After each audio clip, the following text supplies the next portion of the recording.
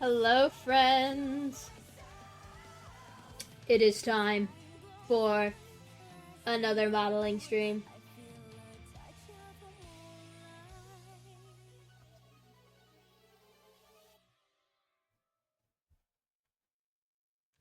So we will be doing modeling reviews. I don't think that many people submitted, so might just be one or two. And then you guys get to see me work on fighting maps, which is cool, I guess.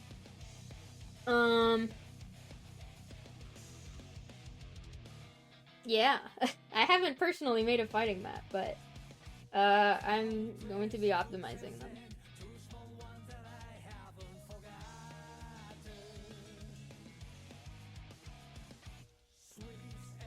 What's that one angelic ass theme from Guilty Gear? You gotta be more specific. All of them are angelic. We need more girls because I think fighting is slowly turning into a gay game. I respect the ships, but it kind of makes me uncomfortable. I know what screenshot you're talking about. Yeah, the game designed by a lesbian and programmed by a gay man is, definitely straight.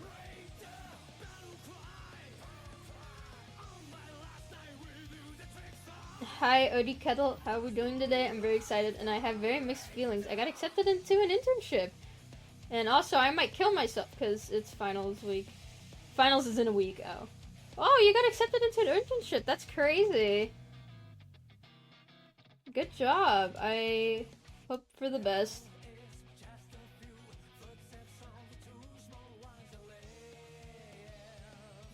Alright, so... I had people submit to me in the stream, but I don't... Or in the forum, but I don't actually know if they're here. So if any person wants their model to be reviewed, are you in the chat?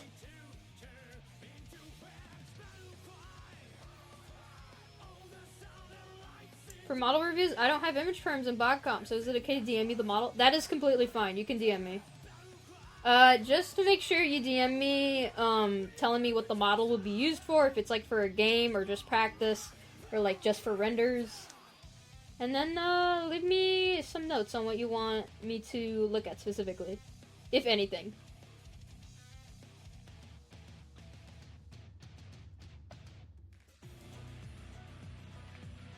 Hello, Seta? Hello.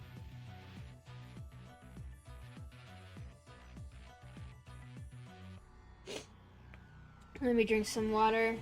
Yeah, today's been a very busy week for me.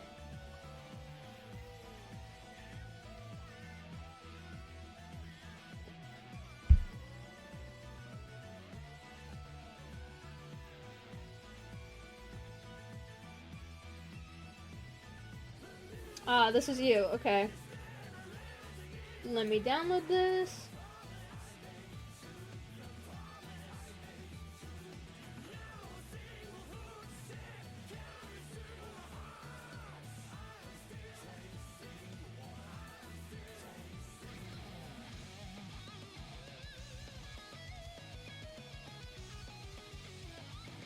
The Fisher Showcase Pact. Is this what your file's called?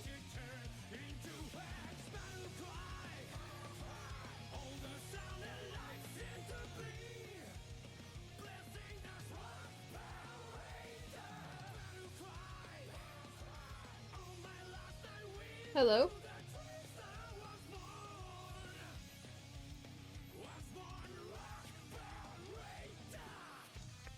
Okay, I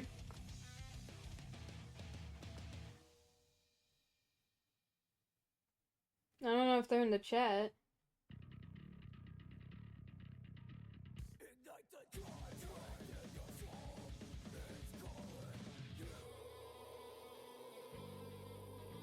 If a game is made by a lesbian and programmed by a gay person, what is Pix then? Token straight.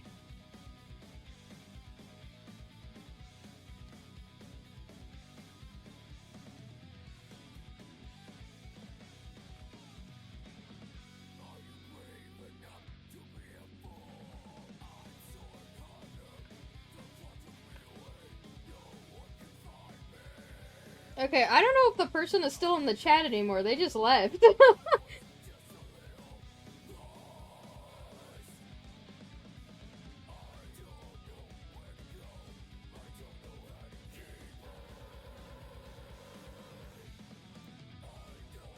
Your car. Okay. Okay, sorry. The model was made for a friend and for practice. I'm car. Okay. Alright, so this is the model. Funny fish guy.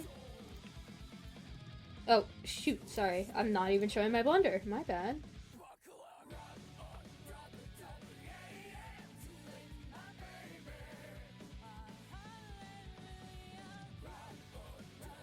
Here we are. We got fish guy.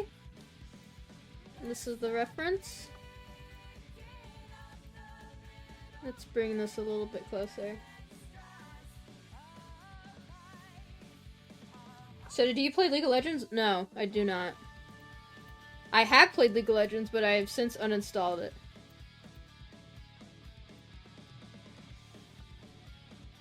So I assume it's like an Infinity Stone type deal with you, Aiden, and Pix, and the LGBTQ trio. Makes the death dude stronger. Yeah. Alright, we're gonna turn on our... You said this was a gift for a friend. Is this gonna be used in a game? Or like a render? Or what's the situation?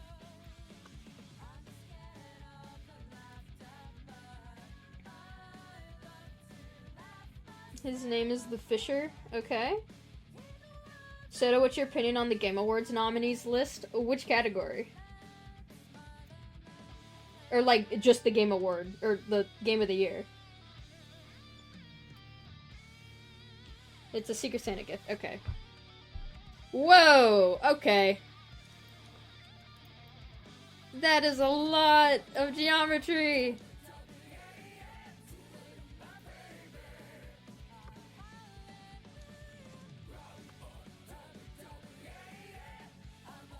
Okay, so right off the bat, this is a lot.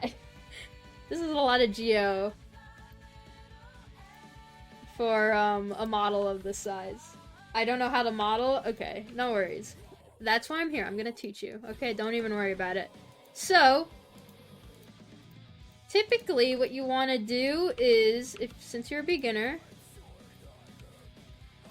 seems like you have some vertices that are actually overlapping. You're gonna want to press A, M, merge by distance to get rid of any pesky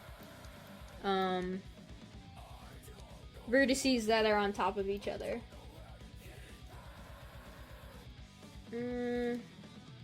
Maybe go back. Okay. So, I would say, okay.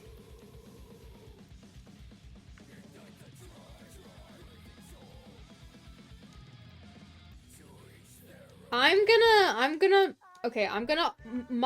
optimize this based on the assumption that this is gonna be rigged. Or like, it's gonna move. Or something. So, we'll optimize it based on games. Do you have any tips for texture painting? I have a few. What are you looking for specifically?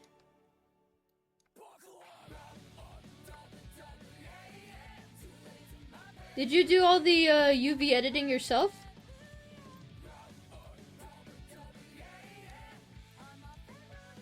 It's the hardest part. Automatic, okay. Well, I have a lot of tips for texture painting.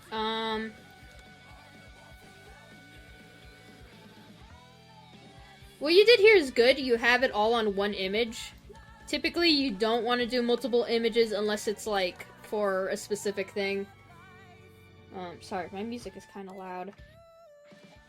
Sorry, Guilty Gear. Let me turn you down. Okay,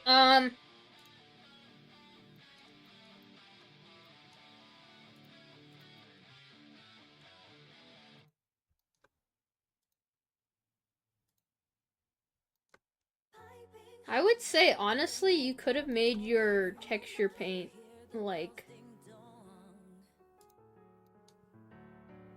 Do you know what size you made your image texture?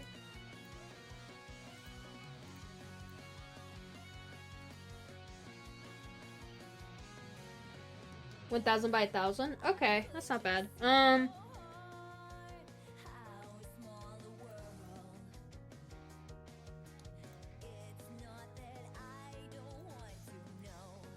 One second. I'll show you how I would do this. So I'm just gonna make a new material.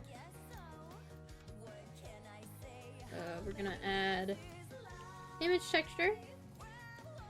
We're gonna do new. We're gonna do fish image texture. We'll keep this at 1,000. Let's connect this to base color. We're gonna go texture paint. Okay, you already have everything UV unwrapped, so that makes my job a lot easier. Gonna go. Oh, yeah. You can also do automatic smooth to get rid of all those pesky kind of lines. Oops, sorry. Yeah, if you do shade flat, you can see kind of like everything here, right? So let's do shade smooth.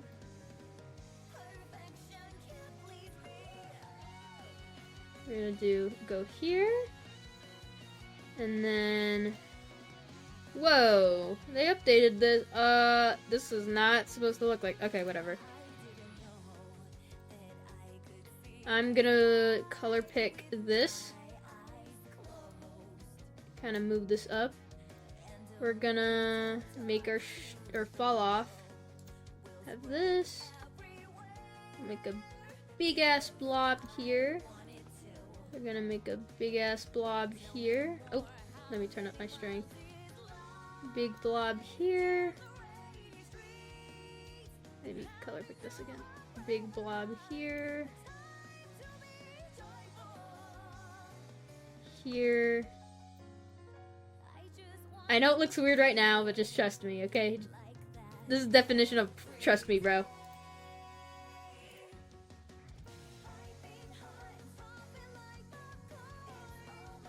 We'll do black. Okay, there's already black here. And then we are gonna do material.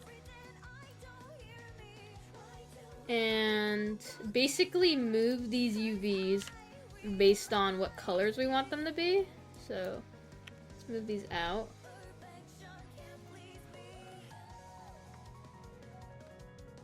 So, okay.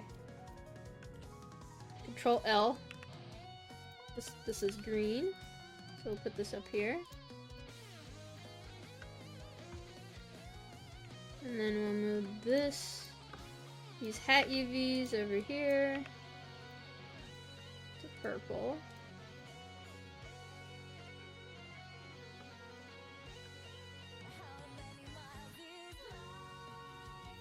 What are these? Okay. Okay, interesting.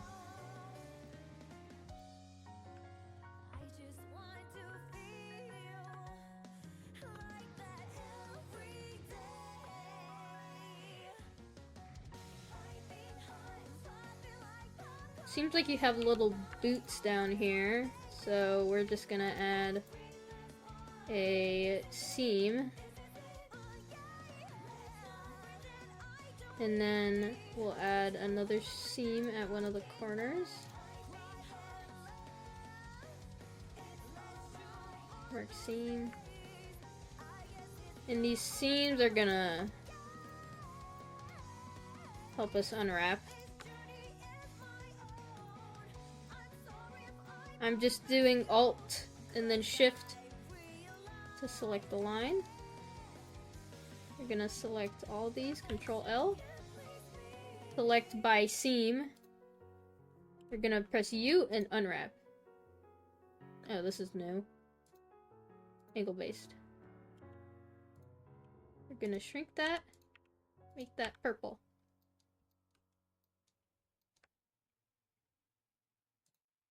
And then we're gonna select the top of the legs over here. You didn't do any of your seams because you did automatic, which I'm gonna tell you to don't do that.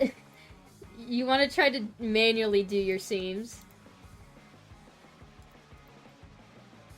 Even though it's hard, I know, but you get the best looking textures out of it. Mark seam.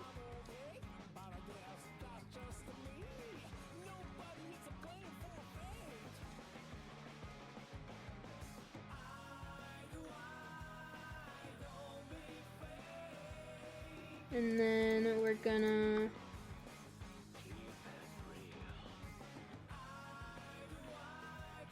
So you should make a guide to modeling. It would help me a lot, but obviously only if you want to. Dude, I literally have, like, sat down and tried to record myself, like, explaining modeling terms, but, like, I can't, like...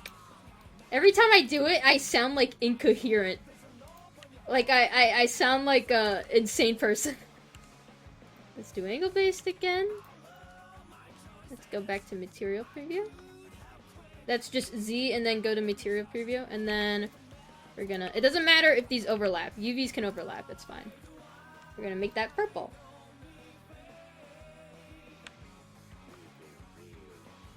And then... It was my first time making a model this far. You learned way more than I did. I couldn't even figure out how to put an image texture on my model. So I'm actually impressed. We're gonna select this. And then we're gonna just put all these guys in the purple. Because all of this is gonna be purple.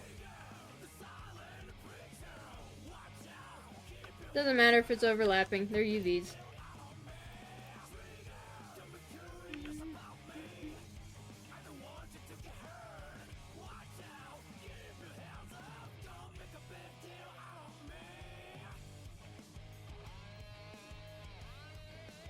Alright. Got the purple shirt.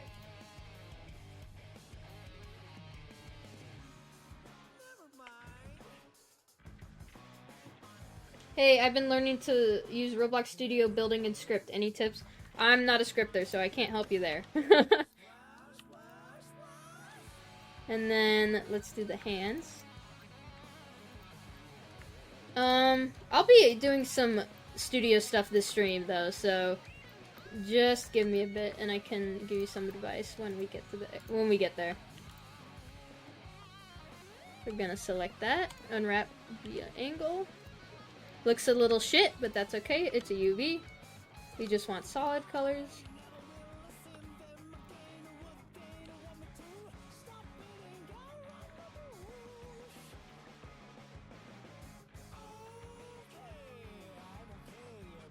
We're gonna add another seam here. Mark seam. Control L. U. Unwrap angle based. Scale that with S. Move that over here. Now we got blue hands. And then I assume you want the neck to be green. So we can make that green too. I'm just gonna select that, merge seam, same process, move that over to green. And then,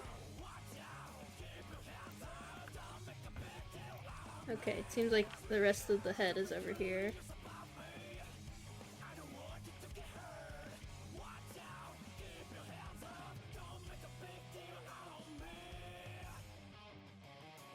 And then boom. So there we go. That way you don't have to individually color every single UV. And then actually for the eye, what I would do is I would go to modeling. Control A, make a plane. We're gonna rotate this by 90 degrees on the side.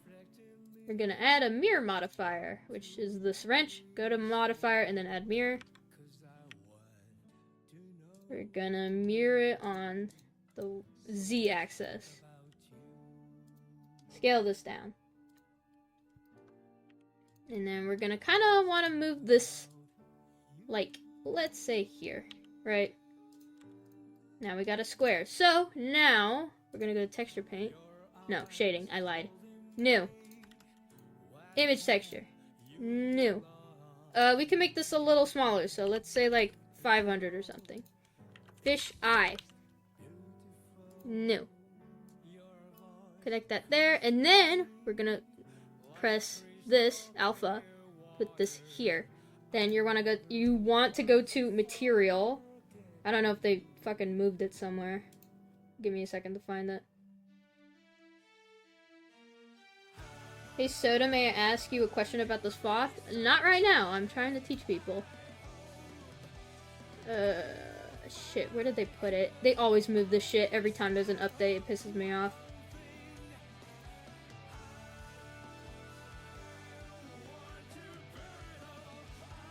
I feel like it's here somewhere.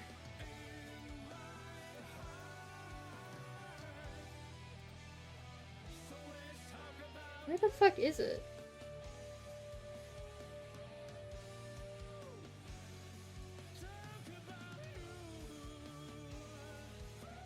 Oh, wait, I think it's because I'm in Eevee. Whoops.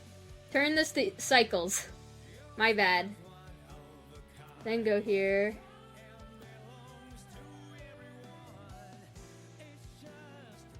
And then... oh god.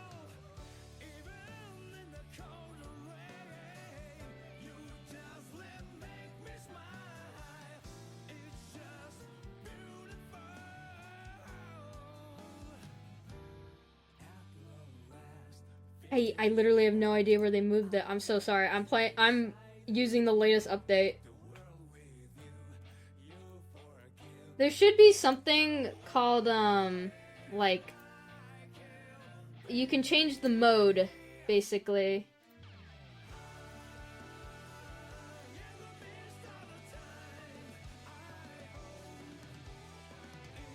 Oh, this is annoying the hell out of me. No, I'm gonna find it. I'll find it somewhere. Somewhere here. It's gotta be somewhere here.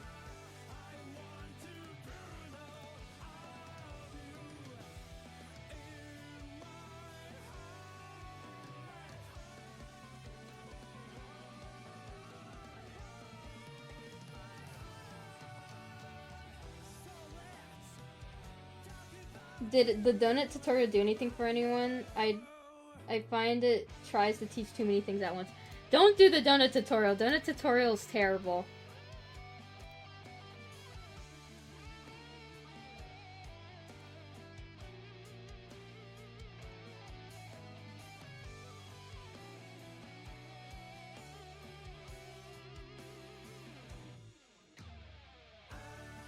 Oh my god, I think I might have to look this up. 1 second.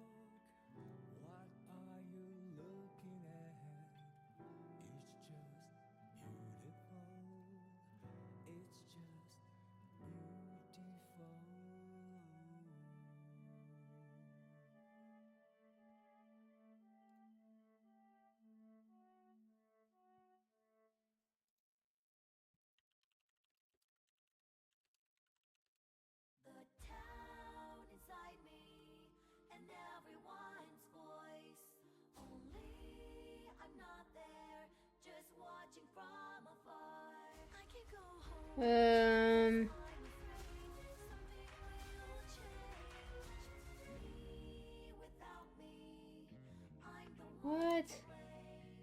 Dude, they moved everything around. I don't know where it is.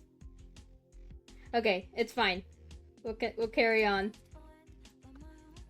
But basically, what I was trying to show you is, we're gonna go erase alpha. And then we're gonna go to mix.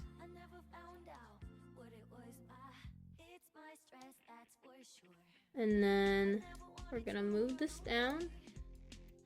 Okay, cool. We're gonna go to 10. And then we're just gonna like draw. Okay, wait. Let me check our UV. Okay. We're gonna draw this guy a little eye. It's not gonna be good. Oh, it's... Hang on.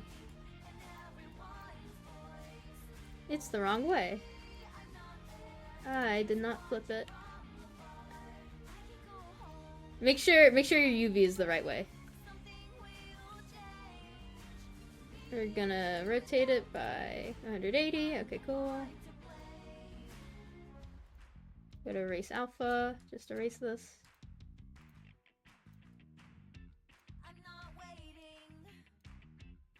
And then we're gonna draw this guy an eyeball. Oh my god, I didn't flip it either. Mirror Y, there we go.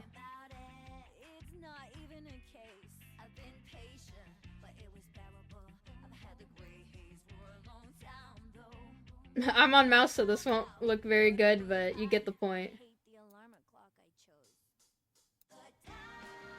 And then you can just fill. We're gonna select this. Whoops.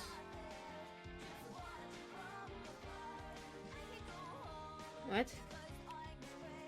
Fill. Select this. There we go! We made a little eyeball for this guy. So now, you have more room to draw the eyeball without doing it on the full image, right? And then you could just like move it kind of here. Make it bigger if you want, make it smaller, kind of whatever, right?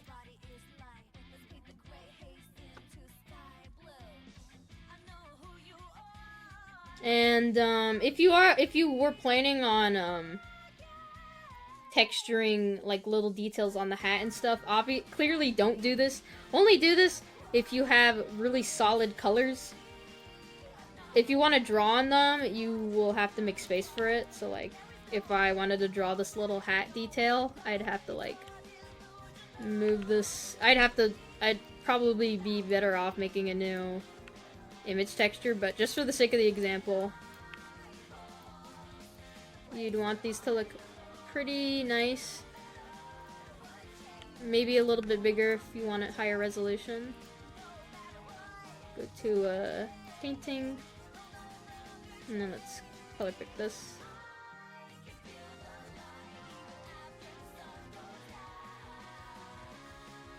Uh-oh.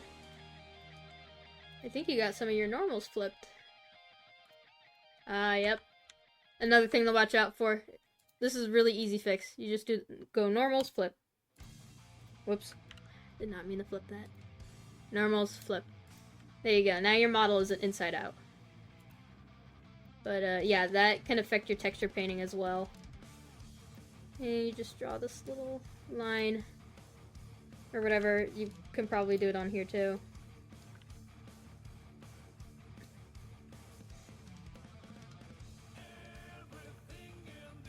And then, we can also just, like, if we wanted, add, like, little scales. Right, and it shows up on the texture over here. Right. If you want your image texture to mirror over to the other side, like how you have on the face here, all you gotta do is grab this side over here, and you just move it over. Oh, I guess it's not perfectly the same. Hang on. I might have to manually unwrap this. How do I know if a model's flipped out? Oh, inside out. Yeah, so basically, you're gonna want to go here, and then press face orientation, and that should make it blue or red. If it's red, that means it's inside out. So what this means is, I'll give you a quick little demonstration. We want the outside of our model to be blue. So I have a cube, right, 3-dimensional. If I delete a face, you can see the inside of it is red, right? That's how it should be.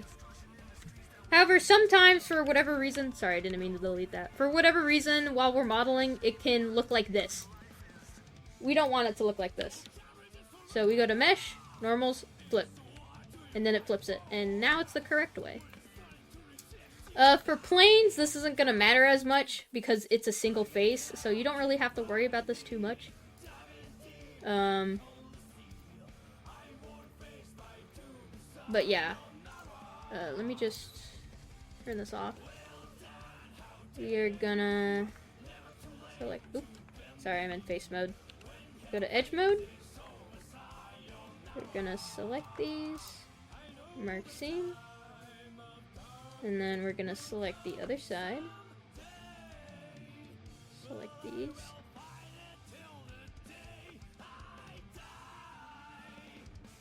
What tutorials do you recommend for beginner modeling? Low poly tutorials. Anything low poly. Literally just anything.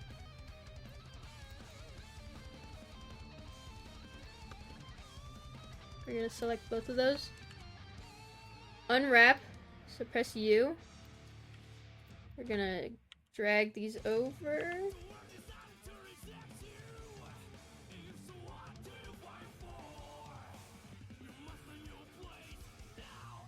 And then if we overlap them, we can see that they are the same.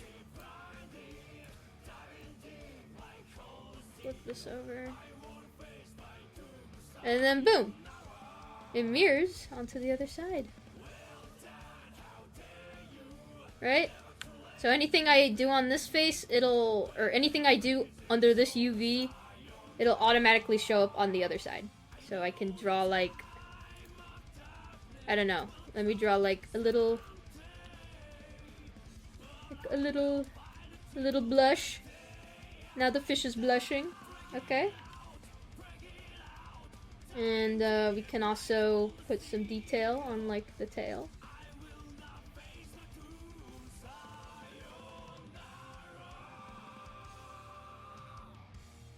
If you're having trouble drawing on the model, just like draw on the UV sheet over here.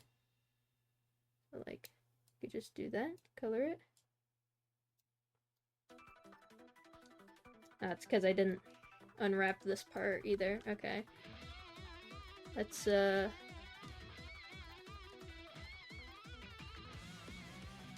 gonna mark seam here. Alright, cool, perfect. I'm gonna select this. Control L. Unwrap. This kind of small because I'm not gonna detail it. I'm just gonna make this a solid color. We're gonna fill this. Boom. Now it has a blue tail.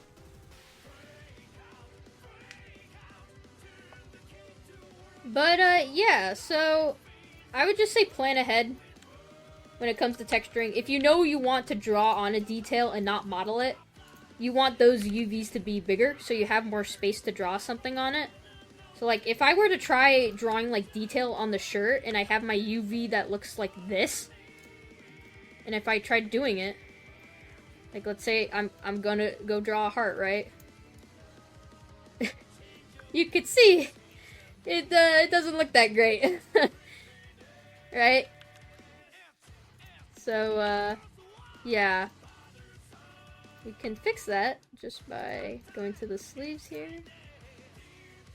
Mark seam. Go here, mark seam, mark seam. We're gonna select all these, Control L. Press U, unwrap. Oop, I forgot to put a center line, my bad.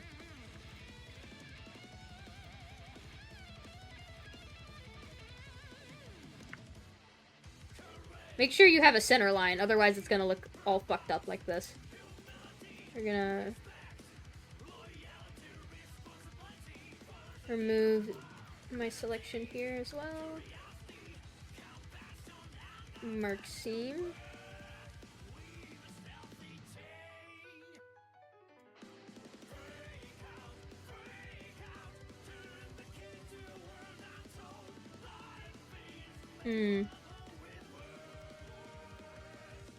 Let's see if we can fix this.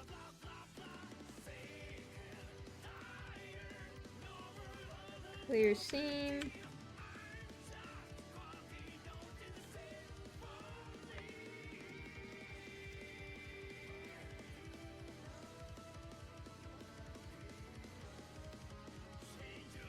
Let's add another seam here.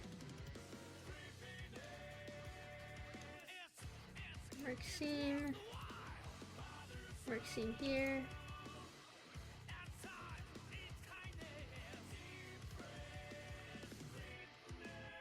And then I'm gonna put that here. I imagine mark seams like a butterfly. If butterfly's wings are closed, then its if is seamless, but if there's a seam, then it's like the butterfly opens its wings like in the UV. Well, I compare... UV is kind of like, origami, basically. You want to basically make your model flat.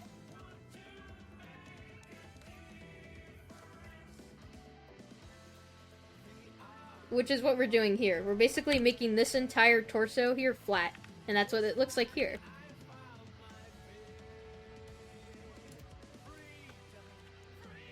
Let me just make these pants smaller so these don't overlap. And then to unwrap the arms, we just add a seam kind of like going down the arm on the bottom.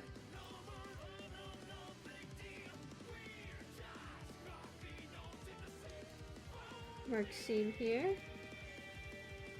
We're gonna also mark a seam right here, right at the collar, or the sleeve, sorry. We're gonna do it again on this side.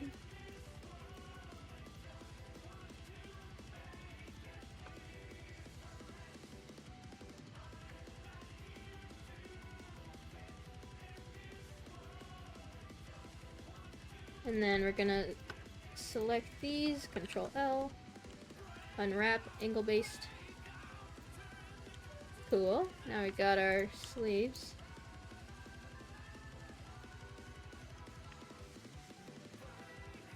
And now that I have them all organized, guess what I can do? Boom. It's all nice and pretty.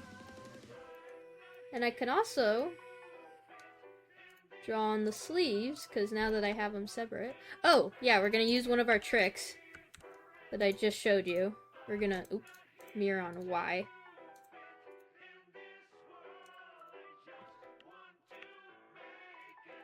We're gonna overlap these like so. So now anything I do on this sleeve, I think... Yeah, it goes on the other sleeve, so I can draw like stripes or something. Whoops. Here, let's do it.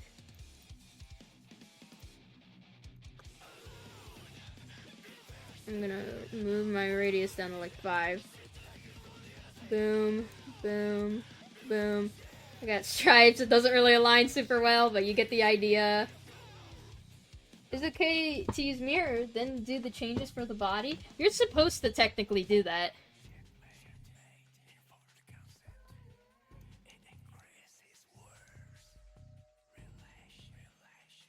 There's also a plugin that you can download to auto-stack them, as far as I'm aware. Yes, you can. You can use a plugin to just automatically stack any UVs you have that are similar. Okay, so... Let's, color pick this. And then let's try drawing this guy like a little tie or something.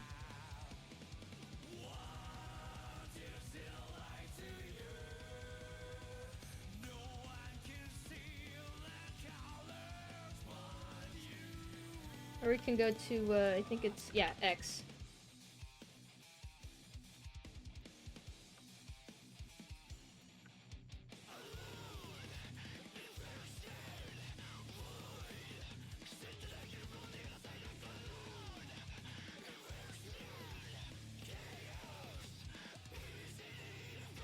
Yeah, so Blender doesn't have a typical layer system like most drawing programs, which is kinda a rude awakening for most artists trying to get into the program. You cannot layer things. You have to plan ahead for basically everything. There might be some plugins that help you out with it, but as far as I'm aware, I haven't found anything. Let's fix this top half. We're just gonna make this bright purple.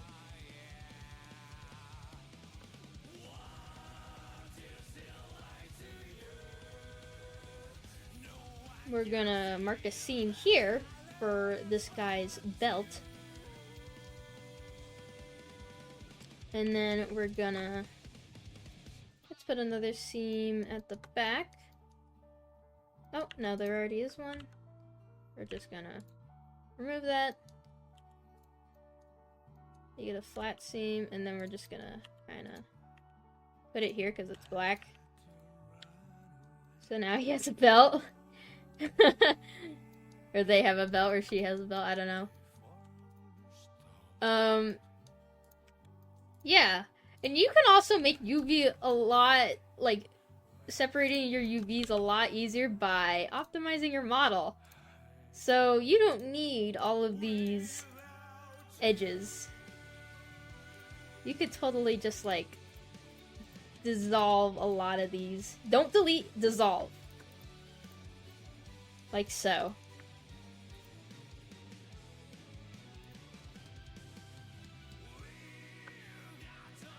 We'll dissolve these for now, because you don't need this much geometry. We can probably dissolve that too, yeah. Let's just dissolve every other one. That's typically the rule I live by.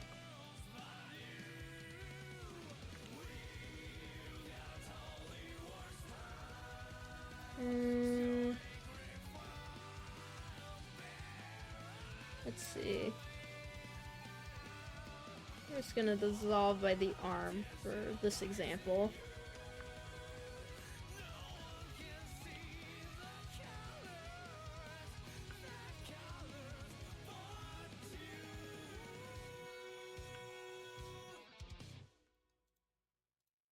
Dissolve. And then we will dissolve by here. And by here.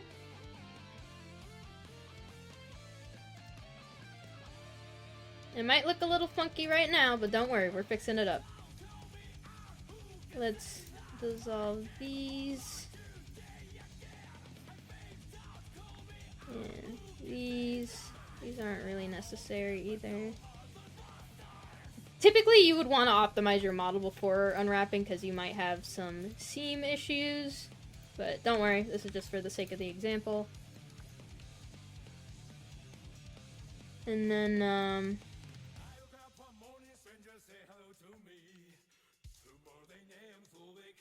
what I do is I go into texture paint, make a bunch of lines to signify where all the edges are, then I mark the place I'm going to put a design or something, and import it to Clip Studio Paint, and then put it back in the Blender. You were doing it like the caveman way, my friend. You just gotta go to UV editing, you select UV, and then export UV layout, and it just exports all of your UVs to a blank image. And then you could just paint over that.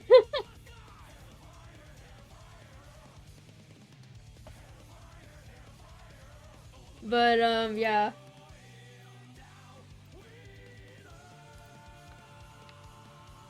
No one told me? Don't worry, I'm here to tell you, friend.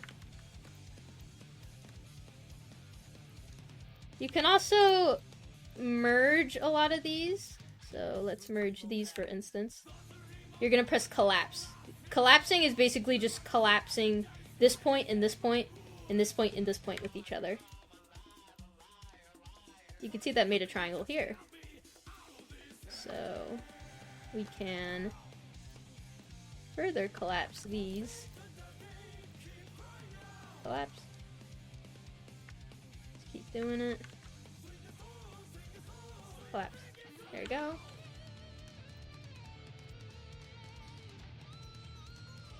Dissolve. Dissolve.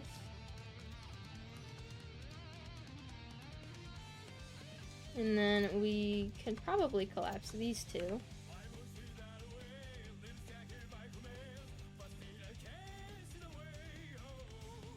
Collapse. Collapse.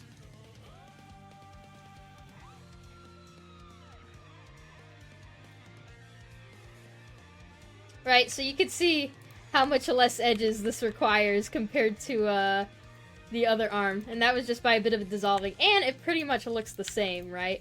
If you want this to animate, you're gonna have to add more edges. So I would say maybe like 3. So then this arm could properly bend.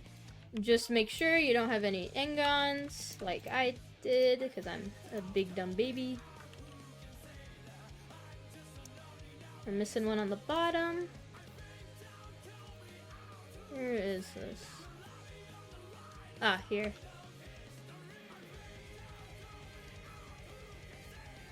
I'm gonna dissolve these. There you go.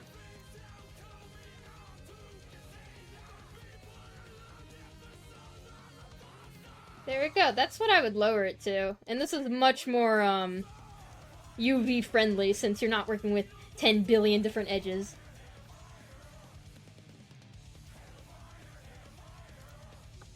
And then we could also do it here. We don't need these. Dissolve.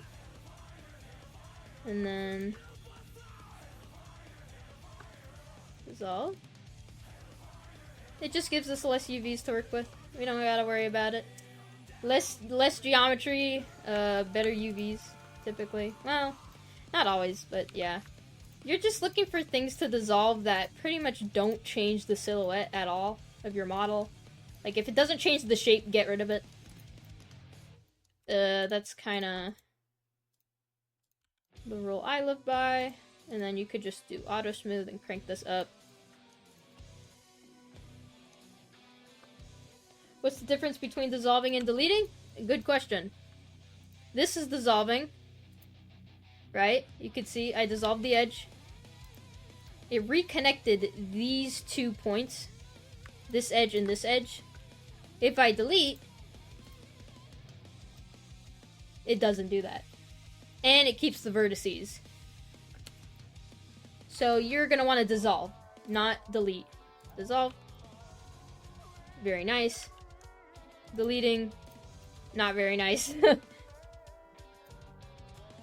Gore? What are kind of the requirements for sending in a model, if there are any? I have a work in progress of a rocket launcher that I haven't touched in a second and that I'm curious for second opinions on since I'm newer to Blender. You just DM it to me or put it in the forum. And then, state what it's gonna be for. Like, if it's just for practice, or it's gonna be for a game, or it's gonna be for an animation. Oh, shoot. My water bottle. Sorry.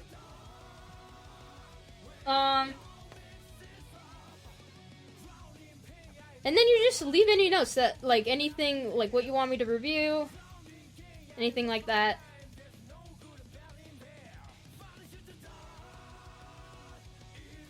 But, yeah, so just make sure you're dissolving these, right? Again, if you're using this for animation, then you actually do want some more geometry here. Just so you have more geometry for when the limbs bend and stuff. But that's a whole different topic. I'm not an animation expert, so yeah. Let's dissolve this. And then we can dissolve this. We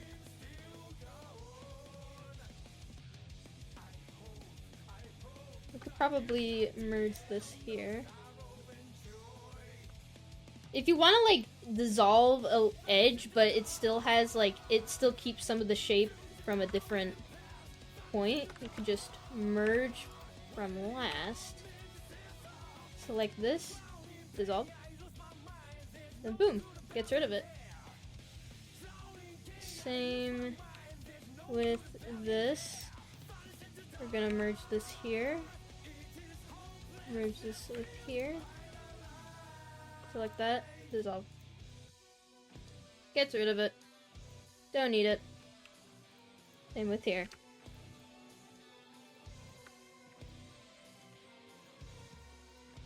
Get rid of that.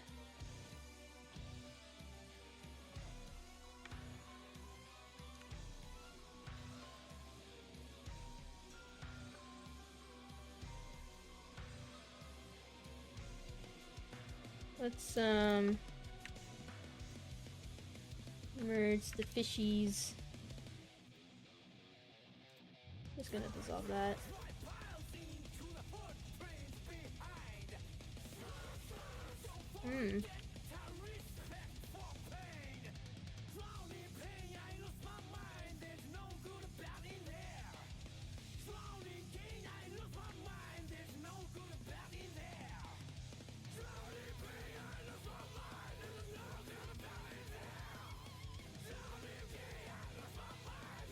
Dissolve.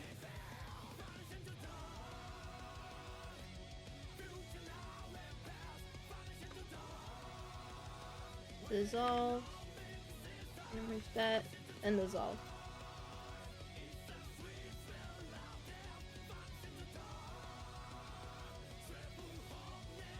You can also press J to create a new edge between two vertices. And then you just dissolve that. See, boom! It pretty much looks the same, but we just lowered our try count by like a shit ton. I'd also say you don't need this to be this smooth. You can afford to get rid of some of these. Oh, and also, you see how it gets sharp and then it kind of gets smooth here? To fix that, you just go here, here, here, here. I'm selecting these with Shift-Alt. Mark sharp. Let's mark sharp here. There you go. Or alternatively, if you don't want the sharps to be there, you just select all of your sharps, clear sharp, and then boom, it's gone. And then you can crank this up to get rid of the sharp.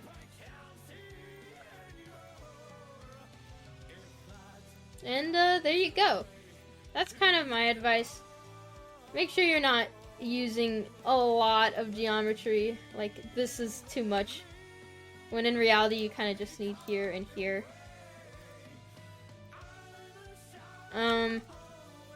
Yeah, definitely recommend looking at low poly tutorials.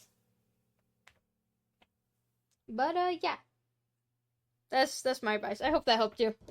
I kind of went everywhere. But, yeah. Alright. Next person.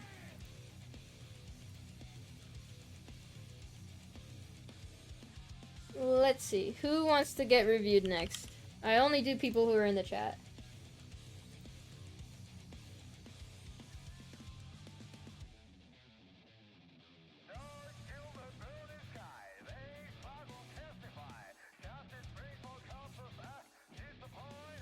Can we?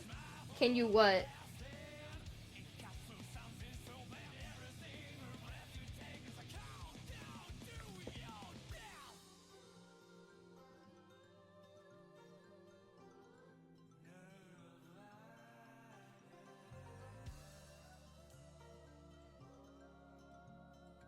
Get reviewed? Okay. I'll do, sorry, how do you say your name? Katarinix, and then individual of man, you'll go next.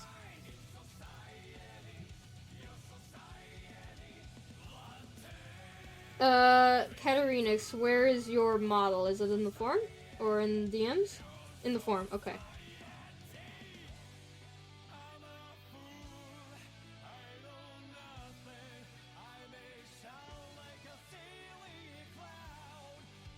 Since the last time I submitted, my modeling improved by a lot. From average of 8K try to 5K. That's a lot for me.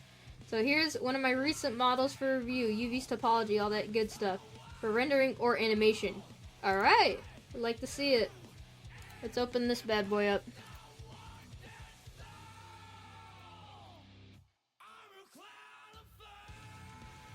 Oh, you got this guy rigged. Fancy schmancy. Alright, alright.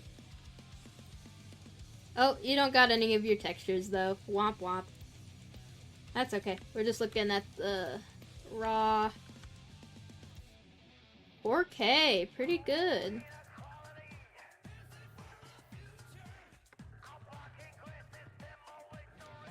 You use the collapsing sphere. Very cool. Let's check.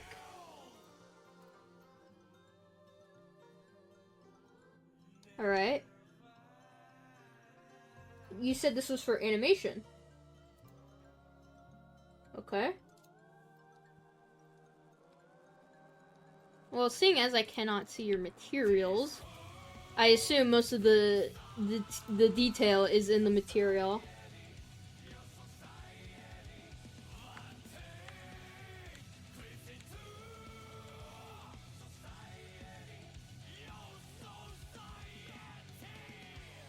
I would say you could pinch these in a bit, just because these aren't showing up as prevalently. Or alternatively, make these a little bit baggier.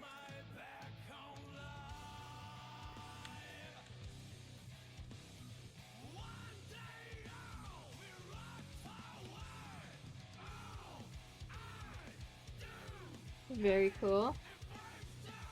Let's check your UVs.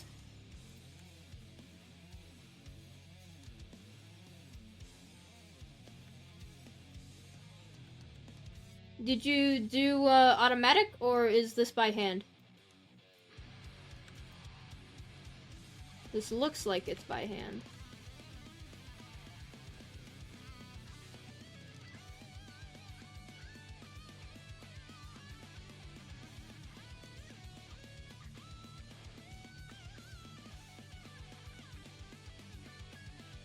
Both?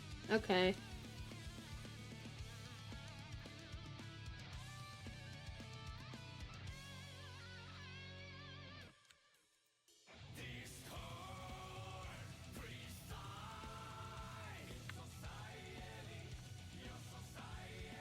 Pretty good simple model. Nothing like outrageous right off the bat. Is there a reason you unwrapped your hat kind of this way? I can't really tell because none of the materials, or you don't have your textures packaged with this, so...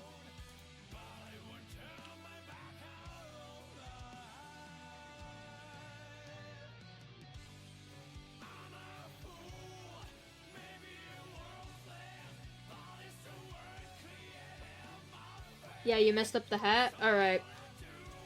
What I would recommend is... honestly, you can just get rid of this middle seam.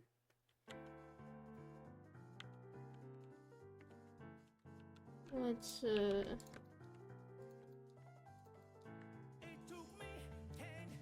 because I'm looking at your render, and it seems like the only part that's colored is this kind of half here, and then just back here is a solid color. With, like, some trimming down here. Yeah, I messed up the hat because it's a different color inside and some patterns on it, so it kind of didn't work. I see. Yeah, you don't even have to add this kind of split piercing. You can just make this...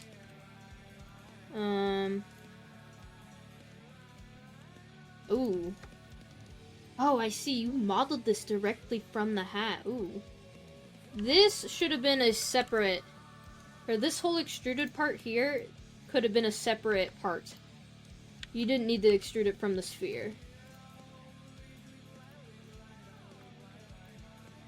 Because I can see how this gets complicated pretty fast. We're just gonna add a seam. Mark seam. Oh. Mark seam. We're gonna also add another seam here, because this is a different color. We're gonna select that, and then... There you go. There's the top. And then you just have... the sides.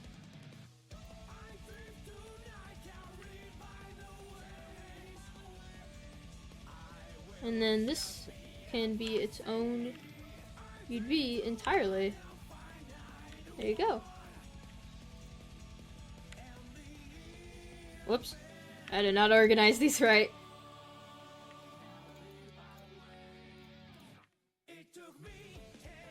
You also have it on the... Hang on, I'm gonna... Let's isolate this.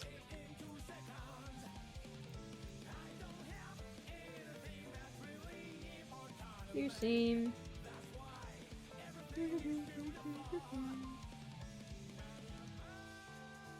Seems you got some pibby glitching in your mesh. On the hat, specifically under here. I assume you already know this. How do you select one when they're stacked? I've never figured that out. When they're stacked? Oh, it's Control L. So, like, I do this. Like, if I just, whoops. If I just select, like, one vertice, Control L, it selects the entire linked, UV. Just Control L. You didn't look inside? Oh.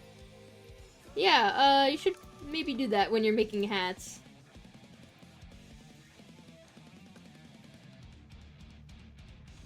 Because this is probably what caused your hat problem. I'm just gonna fix this manually.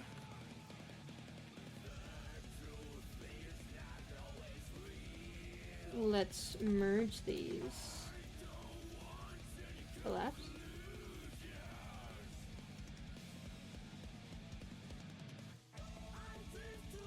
I'm not actually sure what these are a part of.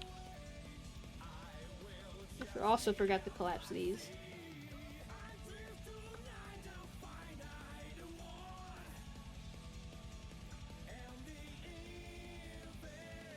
It was just solidifying. I did not bother to look there. Okay.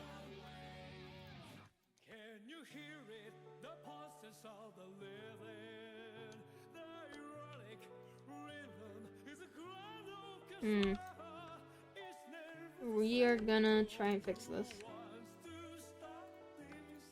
Yeah. Hats are a little bit devious because you can get tricked by them by this.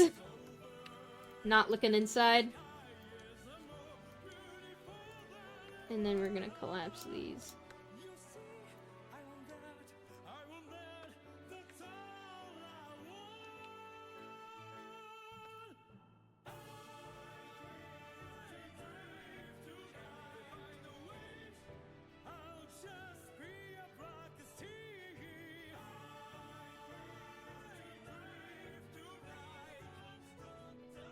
Alright.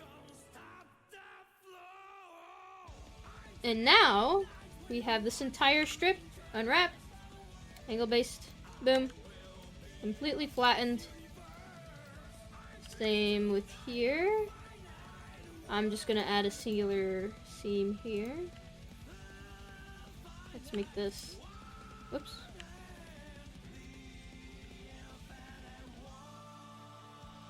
Like this.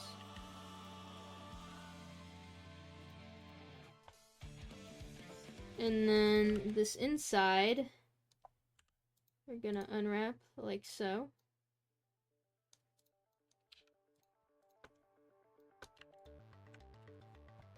One second. There are two mysterious parts that I don't know. These are inside. Delete. Okay. There you go. That's how I would properly unwrap the hat. It seems you have a little bit of stuff to clean up in the inside, but that's okay. And then I just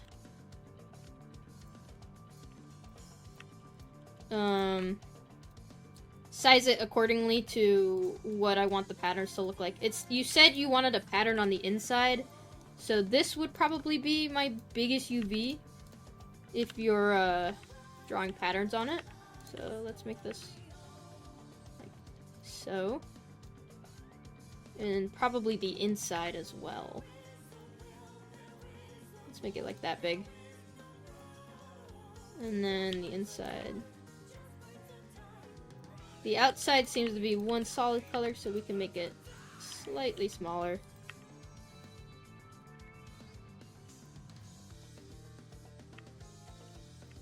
There you go. That's how I would unwrap that. When you resize the UVs, does it change how the texture turns out on the model? Yes, it does. I'll show you. Sorry, I'm gonna have to get rid of this material. Image texture. No. It doesn't matter what it's called, color. Alright. So, let's say I'm fucking, like, I don't know. I'm drawing a pattern, right, on the inside. Oh, I have my mirroring on. Whoops. I'm drawing, like, a happy face. Right? Drawing happy faces. Drawing happy faces, whatever, right? And then, I decide, maybe I want to make this, like, a bit bigger. I want more, resolution on my texture. So I go here. Whoops. Go Z, material preview. I go to resize it. It gets smaller. Right? So you typically want to lock in your UVs before you texture, because you can run into some issues. You could also move it slightly too, right?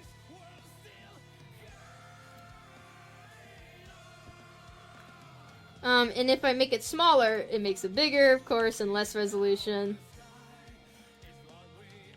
But, yeah.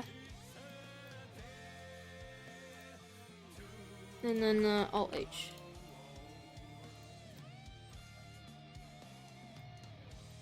Yeah.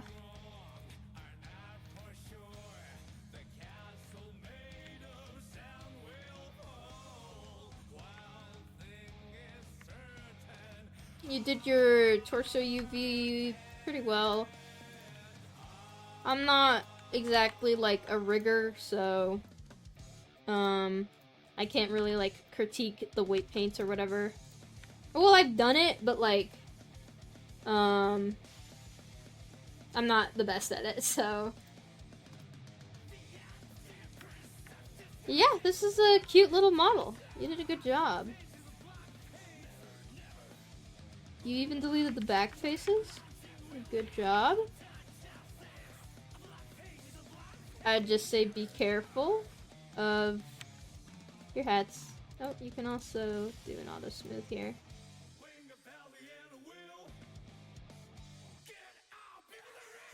You stole the rig. Don't worry, I don't know what the hell's going on in it. Alright. Is there anything else you wanted me to look at? It's a pretty simple model. I don't see any engons. I'll learn from my hat mistakes.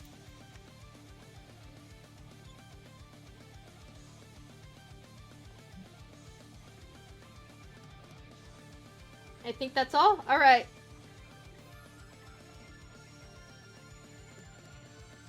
Then we can move on. Alright, who did I say was next?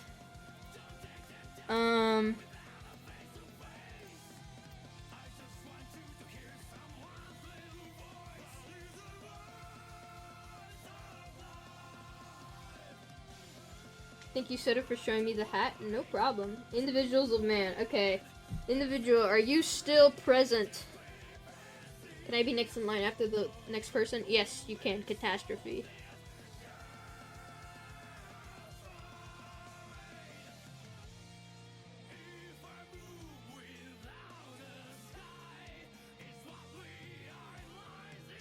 Speak now or forever hold your peace.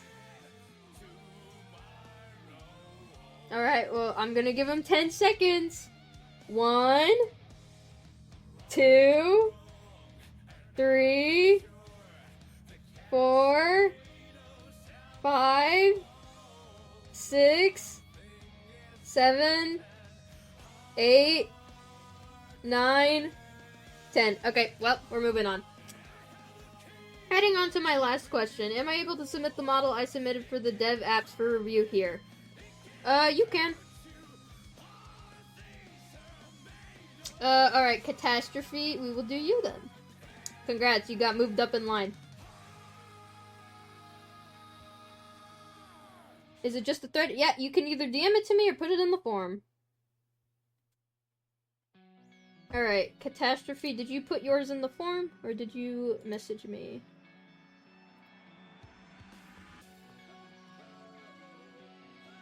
It's in the form, I'm sure you saw.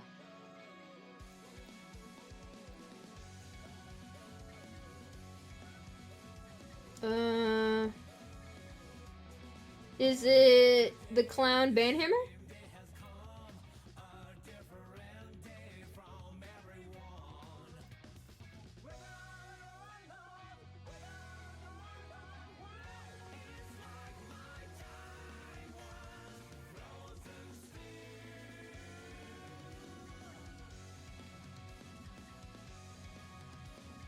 Yes? Okay. Let's download it.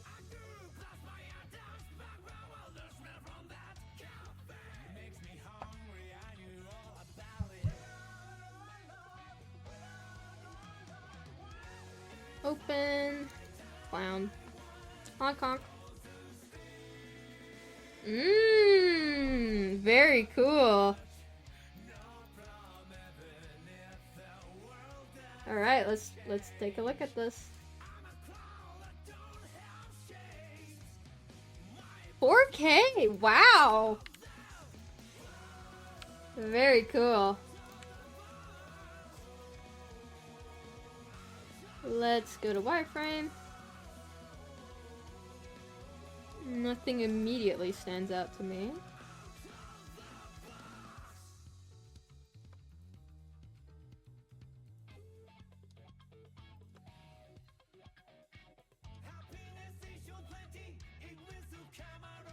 Very nice job with the collar.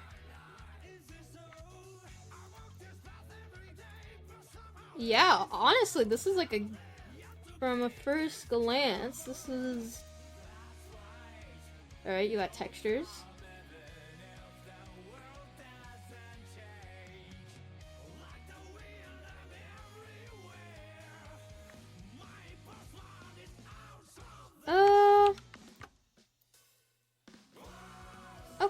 Okay. You know what, I'll give this one to you.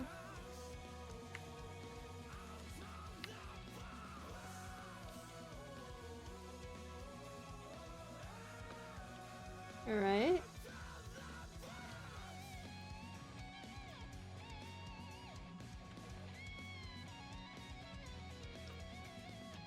What is right here? I see, okay.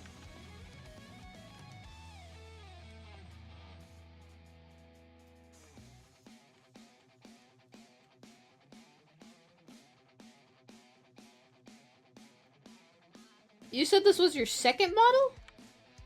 Oh.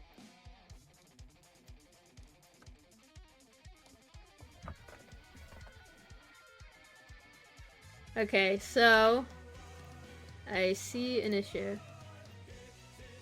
You have UV warping. Don't worry, everyone goes through this. But I might as well show you how to help get rid of it. So you got some warping here.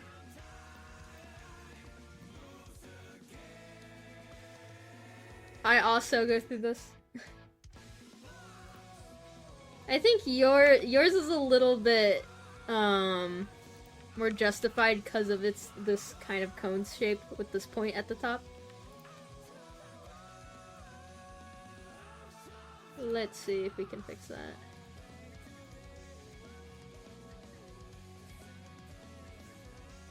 Do you know how to use UV grids? I just want to know. No. Okay. So if you want to check if your UVs are okay to draw on, what you want to do is make a grid. Or a material that's a grid. So you go to generated type, go to UV grid. We're gonna plug this into base color. You can see it kind of warps around, right? Because you don't have enough geometry on this hat. Individual! Bro, where were you? We did the 10-second countdown. I'm sorry, man. We give you a chance.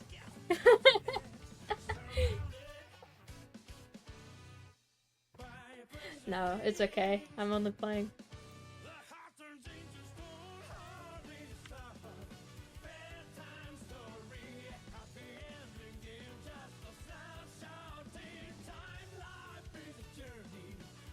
But, yeah, so, either what I would do for this is actually mark seam. Okay, the bottom's already deleted. We're gonna unwrap this. And then what I would do is actually kinda overlap these. Whoops. So it has less warping. However, you do have to be aware of these two seams. It just helps you with warping. You probably had a hard time unwrapping these. These look like hell to unwrap.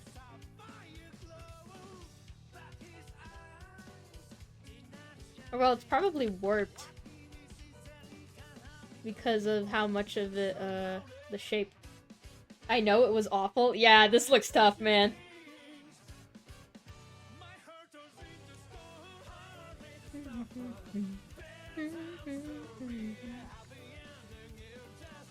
You did a good job, though.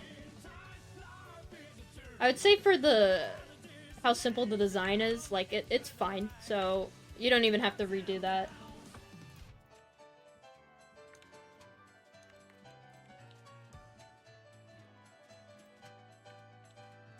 For this being your second model, color me impressed. This is very nice.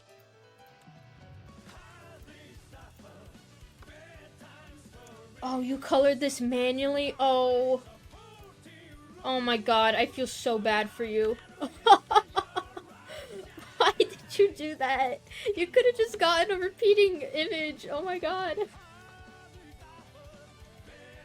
Oh my god, why did you do that to yourself? Why? you individually... Holy shit. There was a specific way I wanted it. You could have just gotten a plaid texture online and altered the colors. Okay, okay. No, you did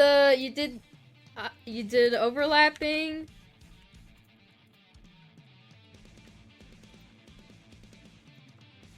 Yeah. Right here.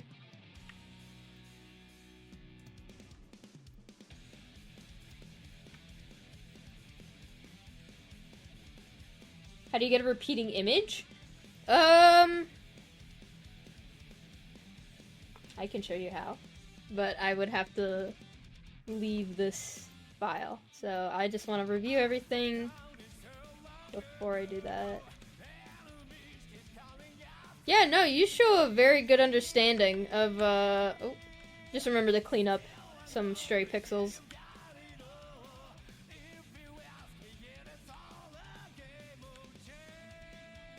Beautiful, beautiful model. Good job. You get my seal of approval. Honestly, because you have such a low budget here,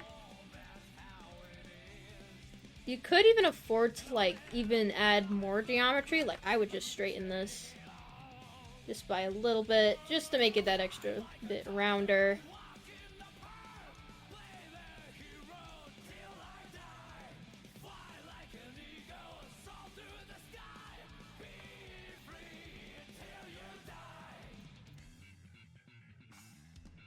Can I ask how you did the, these folds right here? And, like, for the collar, too?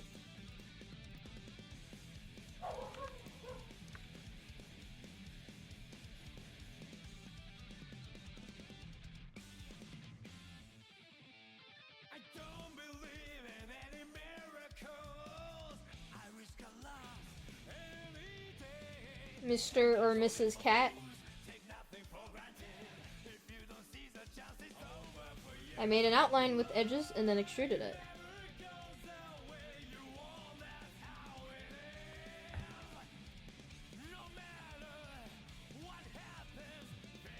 Okay.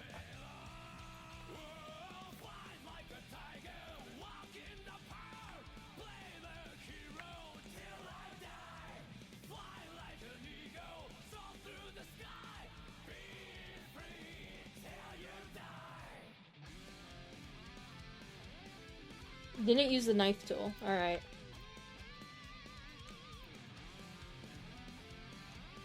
Yeah, wow, this is great. Good job. I don't have any notes besides the fact that you should clean up your image textures, probably. Like, even though this is hand-drawn, I probably would have used a repeating image. I can show you how to do that. And I will open... Hang on.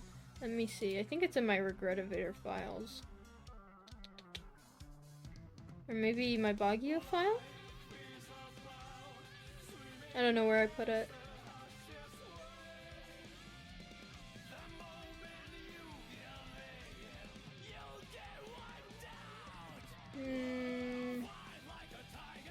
Blender models.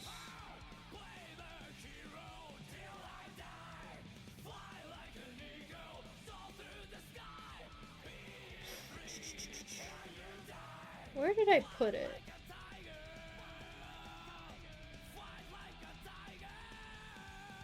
So to please justify my redemption to be in the next turn after this. I remember manually painting in the star-shaped texture all over the pants manually by hand. First model is a struggle for sure. Yeah, I had to do that so many times. Also, yes, you will be going next, don't worry. Mr. Redemption.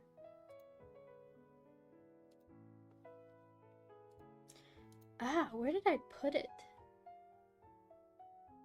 Okay, well, because I can't find my model, I'll show you guys how to set it up. You're gonna want to, start on a fresh, brand new Blender file. Delete cube. You're gonna add a plane. Scale this up a little bit. We're gonna add 1, 2, 3, or 4, 5. Let's do 5. 5 by 5. Alright. Select everything, mark seam.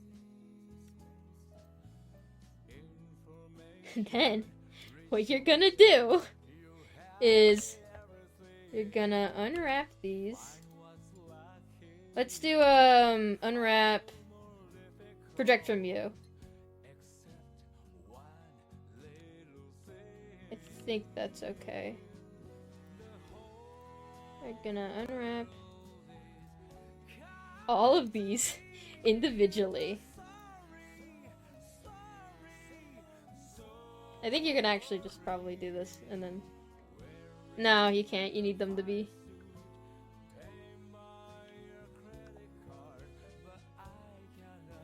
Don't worry.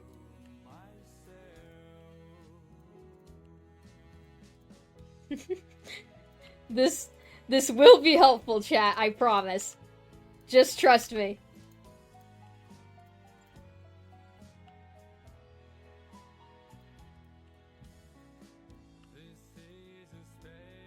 I just have to do it a lot because I did a shit ton of loops. You could go smaller. Okay, I already have these.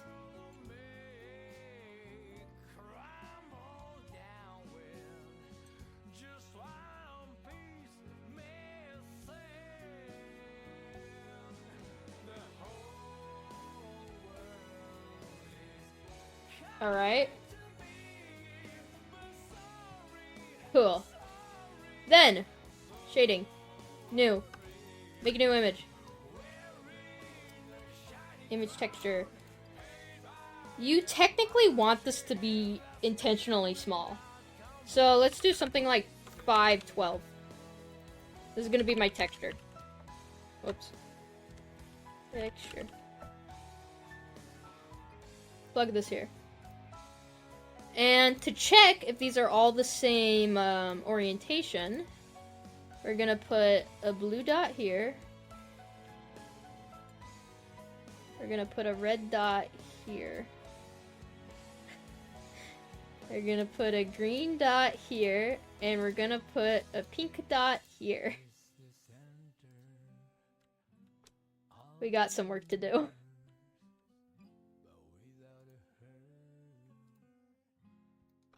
So we want to rotate this like that. Oops. Minus 90.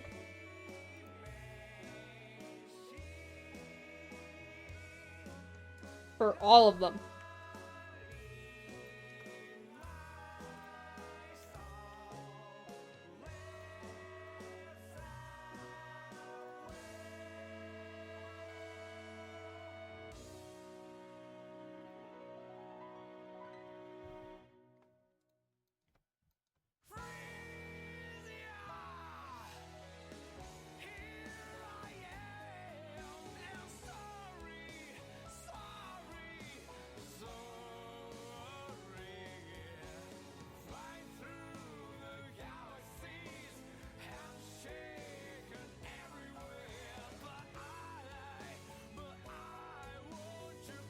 I think you could also just do mirror on X. No. There we go. And then mirror on Y. Nope, that's wrong. Mirror on Y. And mirror on X. What is this song called? This is Freesia. This is my favorite Guilty Gear song. Okay.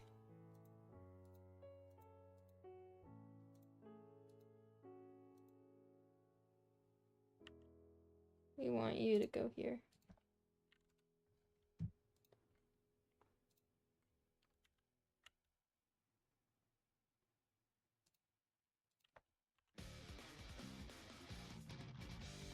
Whoops. There we go. Okay, just so this doesn't take forever, let's only do like these. Right? So now that I have all these orientated, whoops. This is wrong.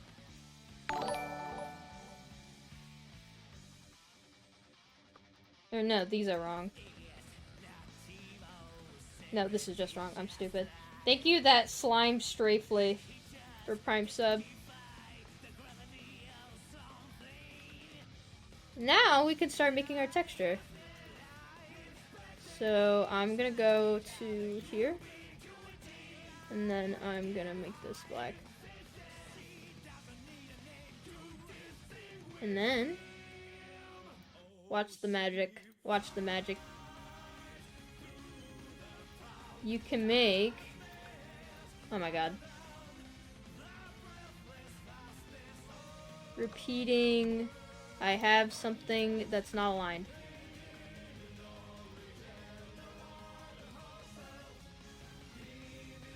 you can make textures that repeat. I have a misaligned texture here. There you go.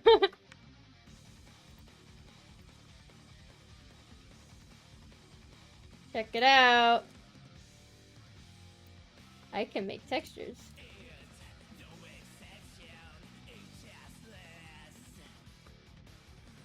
I'm just adding some random design, right?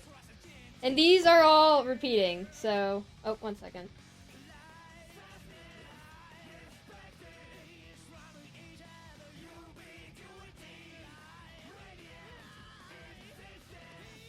Huh, weird, I thought someone was knocking on my door. But, yeah. You can, make repeating tileable textures. This is my method, so... I didn't, like, get this from anywhere, I just kinda, like, made it up. But, this is the Sodakettle method. So, like... I can make...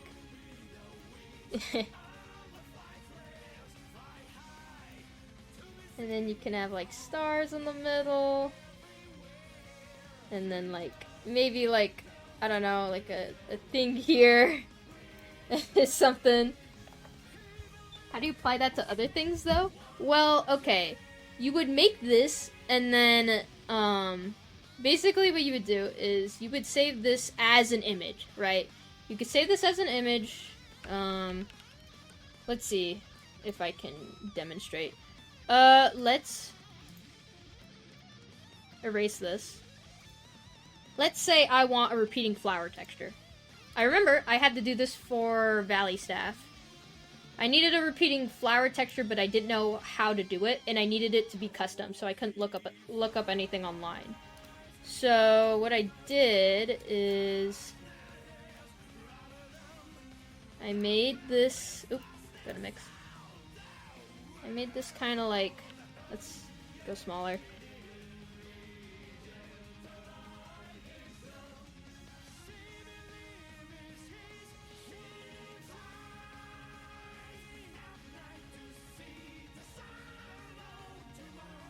Right? Like, and then we got more flowers or whatever.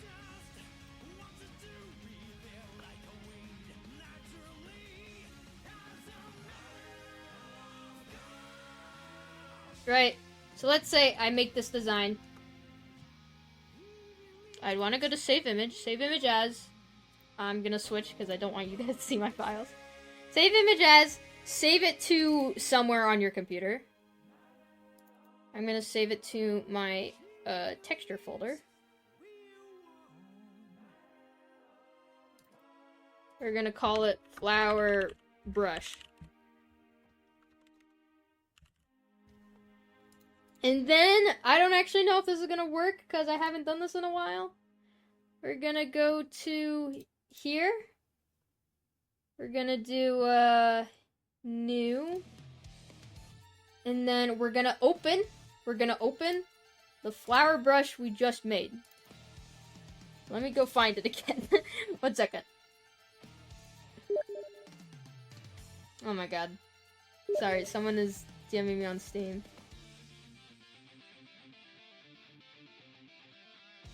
Sorry, that was me.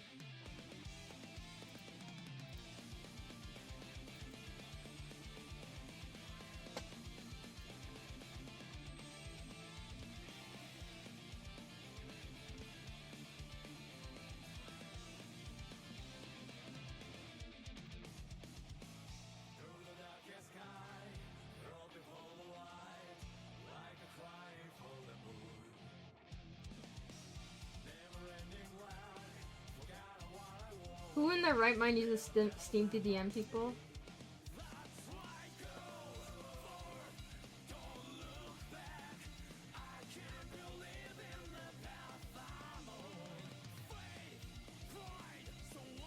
Oh no! Where did it go?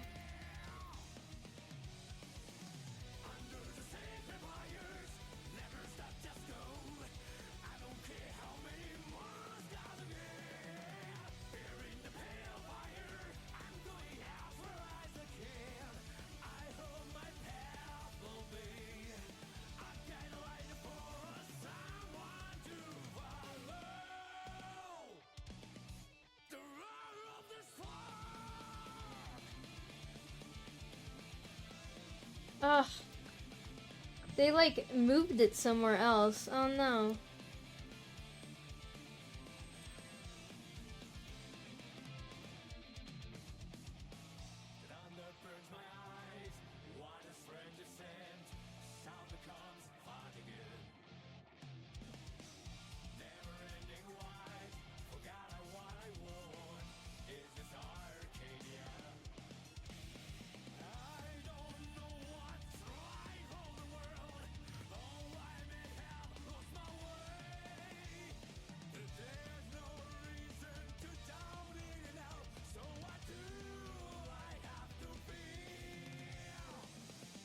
Hmm.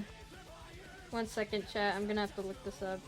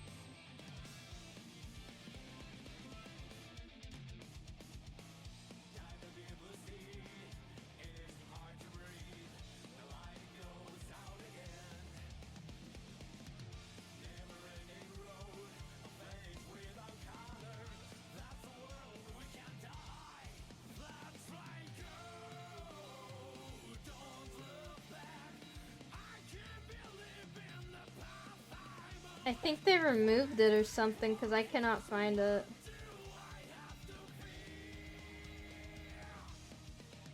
Well, basically, what used to be, I guess, in Blender was you were able to make a texture, and then you were able to make it a brush, and then that brush would just endlessly repeat the texture you just made. It was super useful. Ugh, that sucks. That was such a useful tool as well.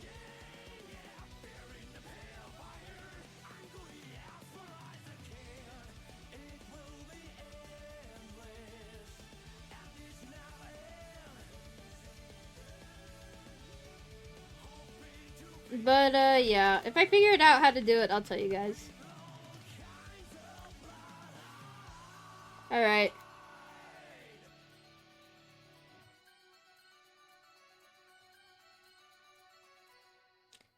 Let's do one more person, and then we'll move on to map making.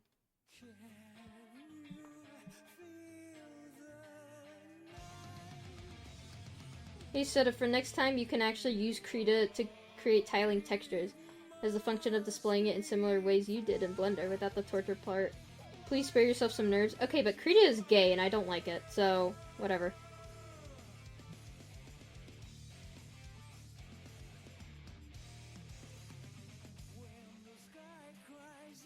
Alright, individuals of man.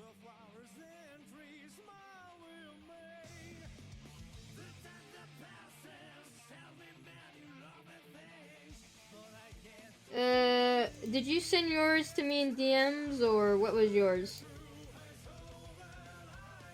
DM, okay. Kathy the Turtle, okay. I don't think you DM'd me, I don't see you.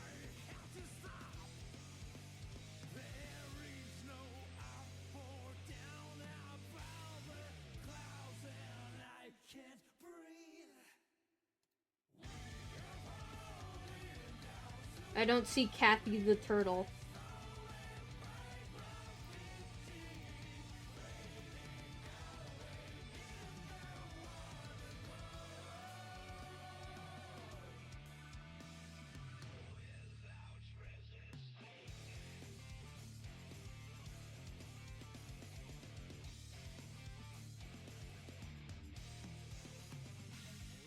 Yeah, it's not. It wasn't sent to me.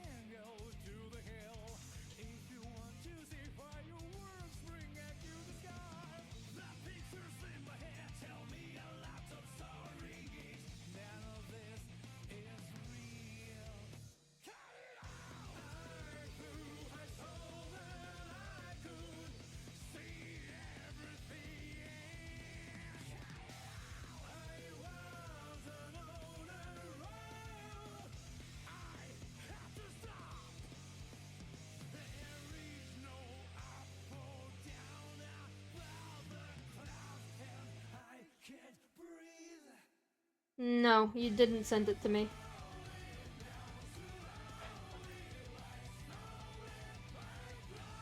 It was sent in the model form? Oh.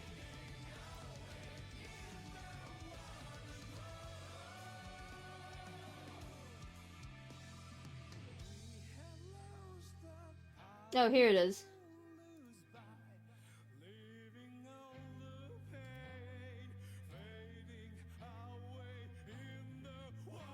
Okay.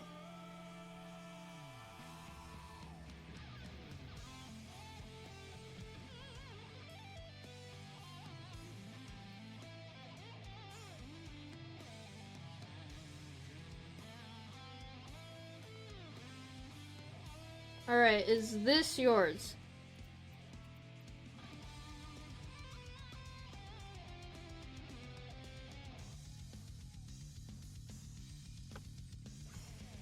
Yes? Okay.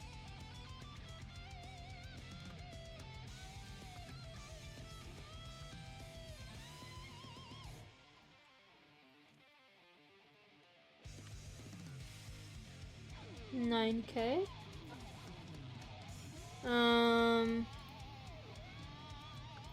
Okay. What is this being used for? Is this like a in-game or an animation or just for practice?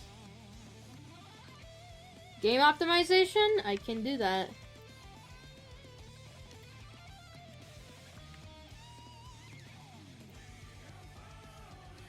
Okay. Alright, so right off the bat, you don't need this many for the helmet. This is also a giant Engon.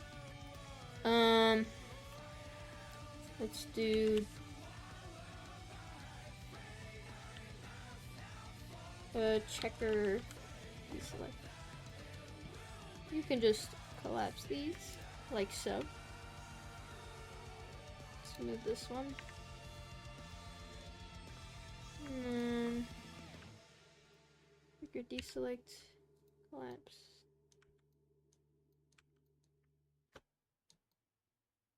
Since this isn't really being seen, we'll leave that there.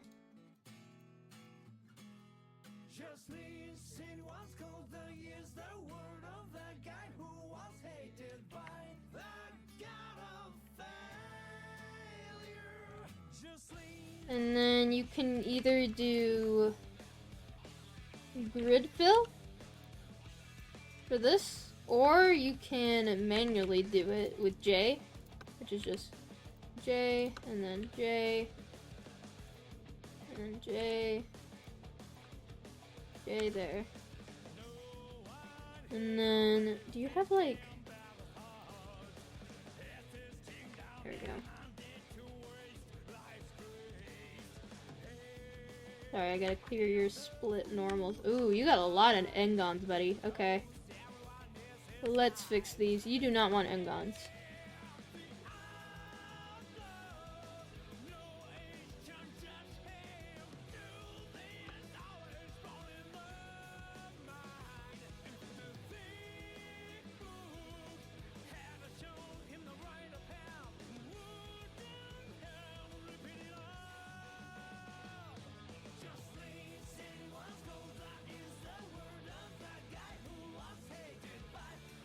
Just to make sure you're getting rid of these. Otherwise,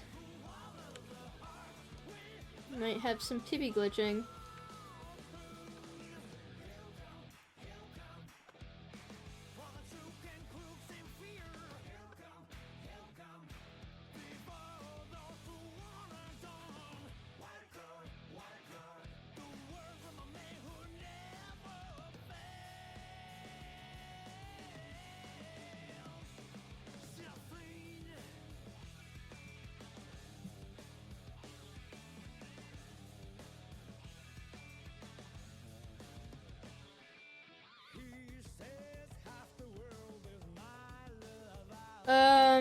Individual, do you know what a engon is?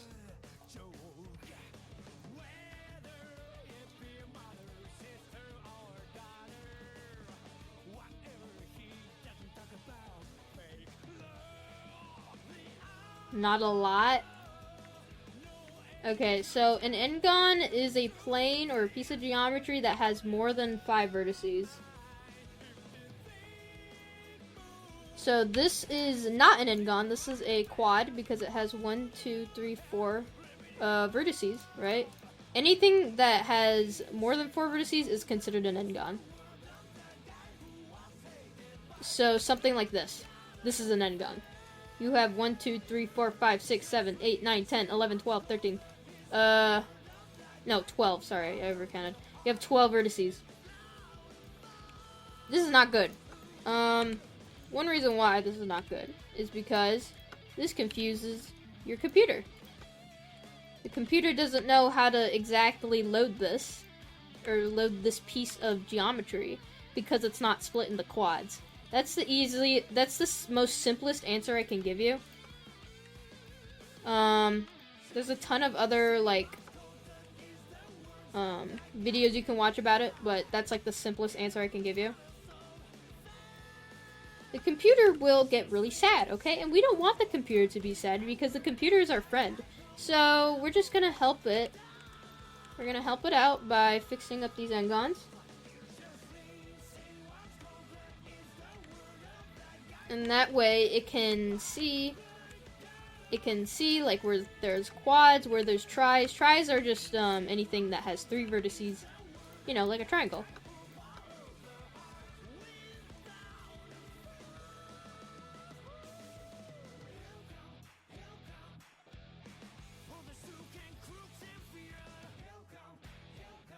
Don't know if there's a sharp there, but I'll leave that there too. I assume you use the knife tool for this, so just be wary.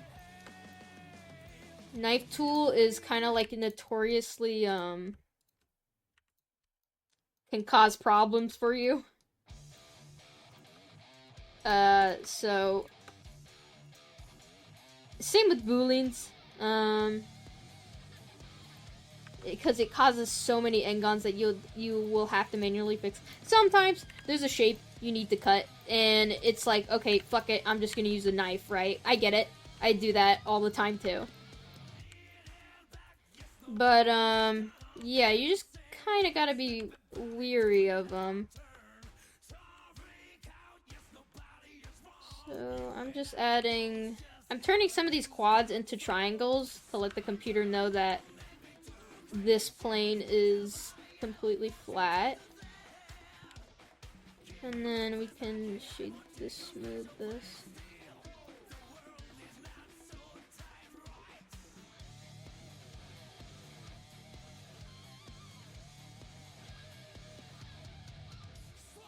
Let's select this.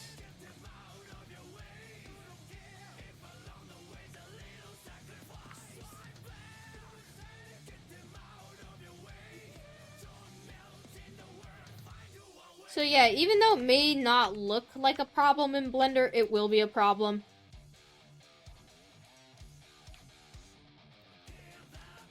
You could also kind of just dissolve this. I don't know what is going on with the shader here. This is kind of weird. Let me check your faces. Oh, that's why. Oh lord, okay. You got some pibby glitching going on here.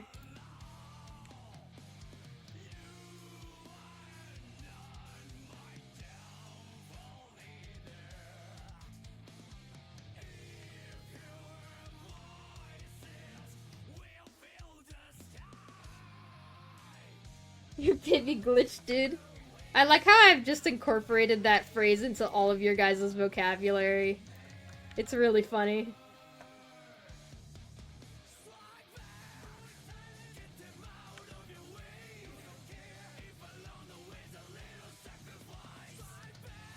I hate you for it? You're welcome. What the heck?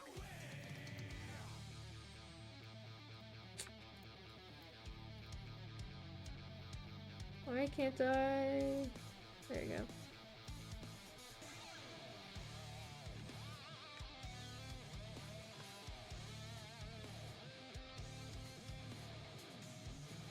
No, literally though, while I'm 3D modeling and I start doing weird shit, every time it's like, oh, it's Pibby glitching. I would also say, if this is gonna be game ready, I know it'll be inevitable, but you kind of want to, like, keep in mind how the model is gonna animate. So for Banhammer, these two, dangly bits most likely are gonna be clipping into his torso. I would just keep that in mind. It's unavoidable. Clipping is unavoidable, but like it's something to look out for. You want to mitigate the amount of clipping like as much as possible. And then I just go in and like get rid of the mirroring line. We got some clipping here. Oh, seems like you fixed it on that side.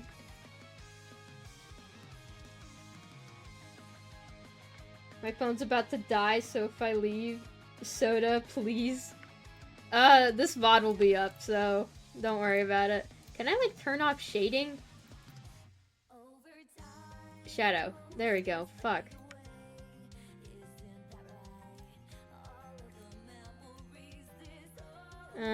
What else?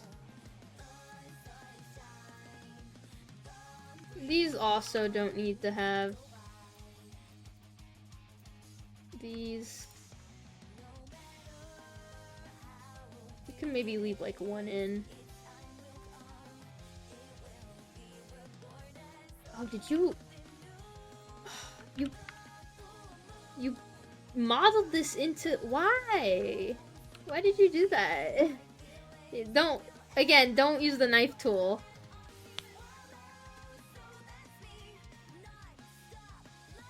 This could have been a separate, like, part entirely. You don't need to carve it out of your existing...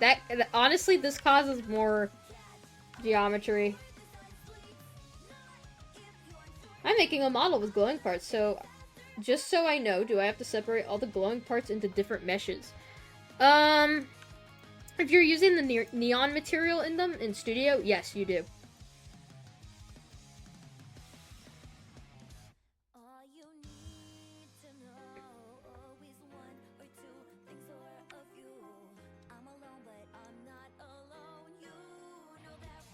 You have a lot of beveling here. Like, this could have been, like...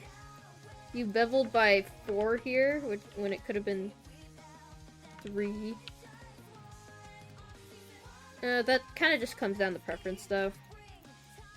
Like, this makes it, like, lower geometry while still kind of keeping the same shape, you know?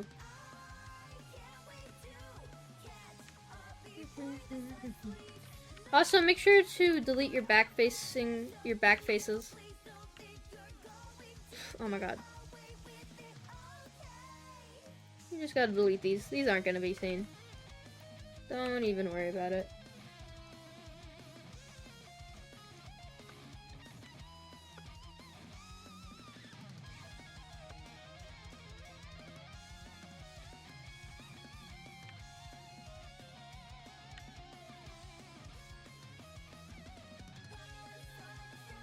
Oh, whoa, okay.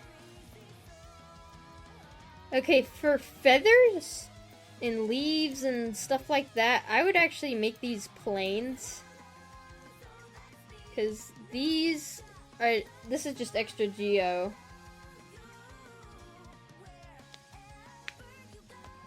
Yeah, I would make this a plane, to be honest. Like that. And then, of course, fix the engons.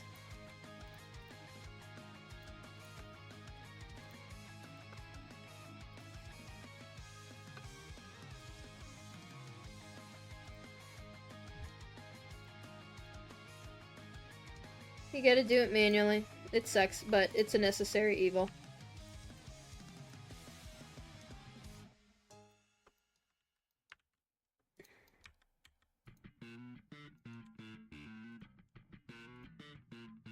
Do you have these, like, connected, or what's up with this? No, I'm just... Okay, I'm just selecting the wrong thing. Whoops.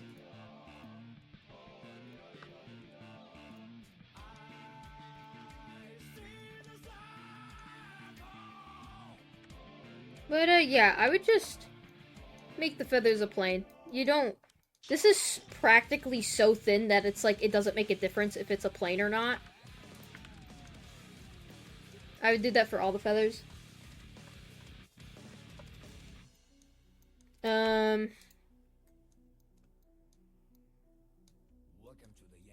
They cause glitches in Studio Port?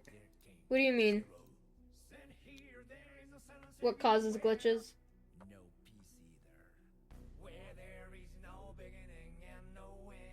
The Pibby glitch? The plane feathers? In what way?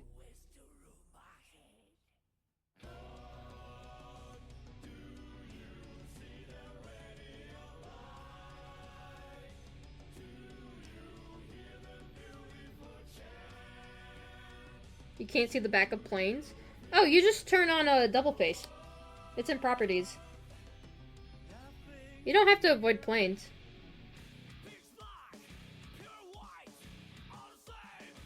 And then it appears on both sides. Yeah.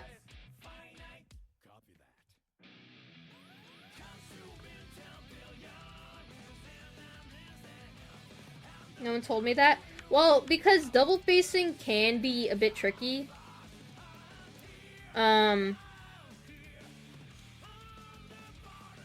But for planes, like, these feathers, like, it's kind of negligible.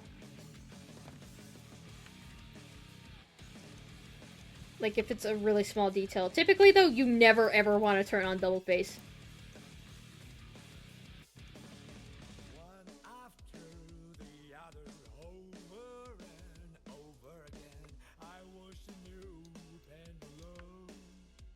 You also have a really big end gun here.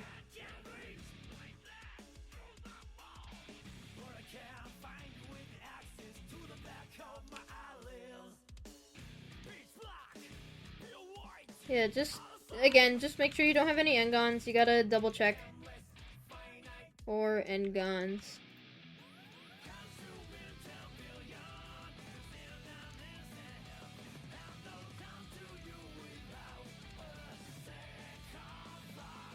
End gun here, end gun here.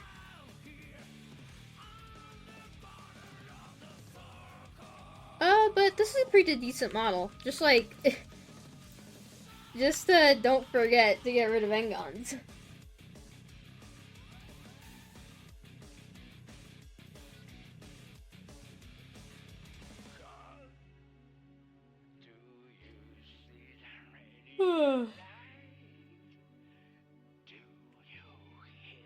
But, yeah. You just gotta be wary of stuff like that. Turn on render mode. Okay.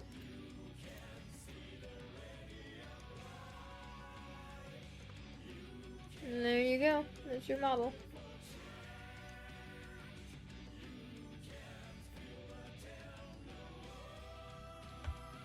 If you're making this game ready, then don't expect this to look like this in the game. You don't have your parts separated. So unless you make this an image texture, it won't look like this.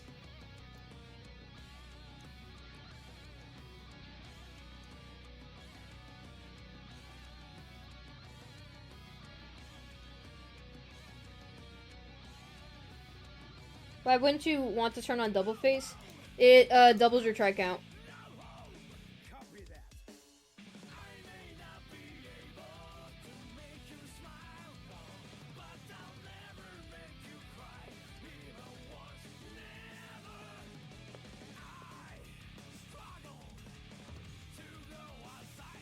But, yeah, hopefully that helps.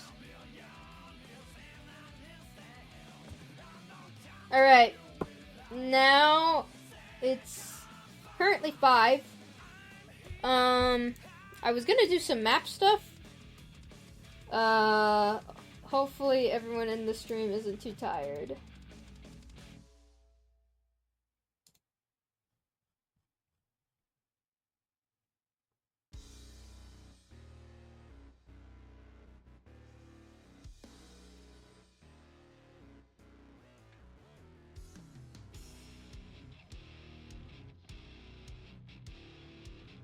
Okay. You guys can also, for the gamers in the chat, which is like probably 4 of you, I was gonna make slight adjustments to the maps.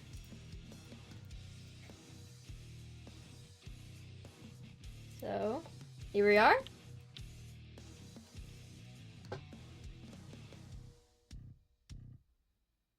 Please make escort maps not suck. I haven't even gotten to escort maps.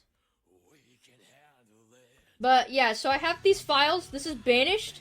So this means all of the maps in this folder are gonna be, alright, this should be in here. Are gonna be probably taken out of rotation. And then these are basically, we've been going through and optimizing all of them. I need some scripting.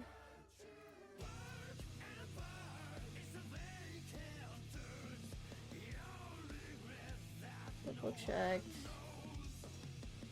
Rocket Arena, okay. Where is my other folder? I should have more folders. Oh, Easy Edition here. Alright. Let's look at,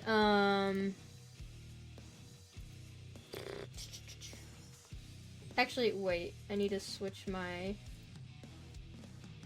stream capture. Sorry. There we go.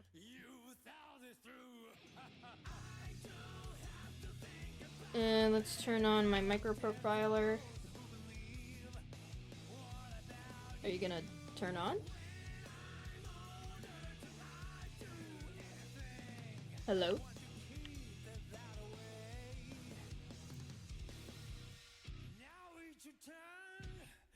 There we go.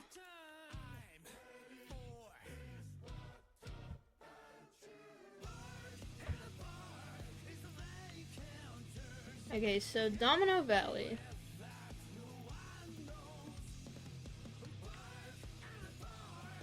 What is the chat's opinion on Domino Valley?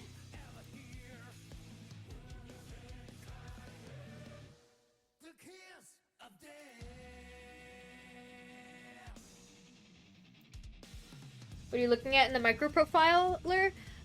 Draw scene and draw try count. Solid B tier. I think honestly, maybe having some more cover in the middle would be good. Geometry is pretty fine for the most part. These should probably be fixed. What the fuck? Oh my god, it's every individual part? Holy fuck, who made this map? Oh! Oh my god. Why? And no one's even gonna go up here! Oh wait, no, I'm geeking. Okay, it is solid. Never mind, I was geeking. Spawn killing way too popular.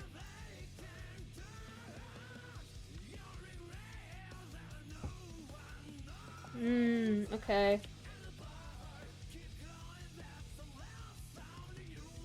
Let's get rid of this fucking tree.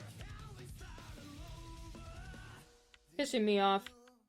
For no fucking reason, bro. Nobody ever goes up to bridge, it's a shame. Yeah! Gimmick isn't very noticeable either.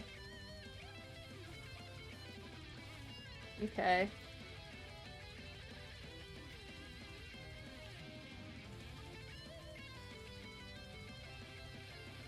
How do we get players to go up here then?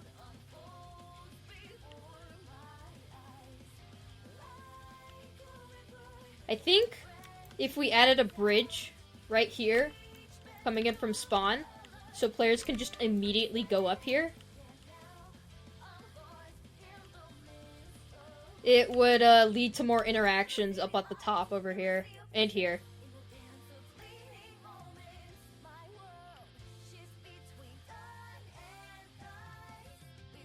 And then this, like, kind of gutter area, I think, could be...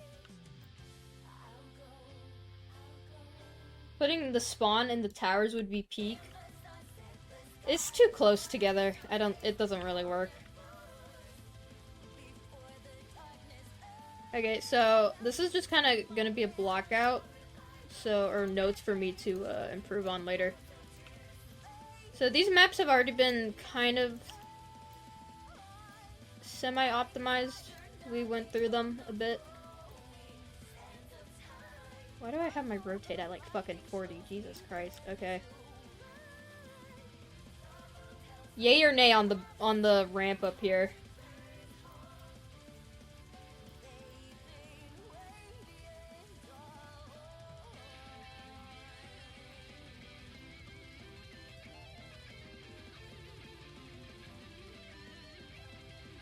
Yay? Okay. And then we'll add one over here. Not a fan, in my opinion.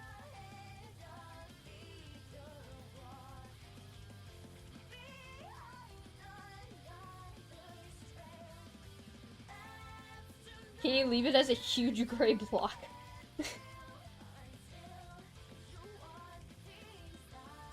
So why don't you use B tools? Ugh! Sorry, what?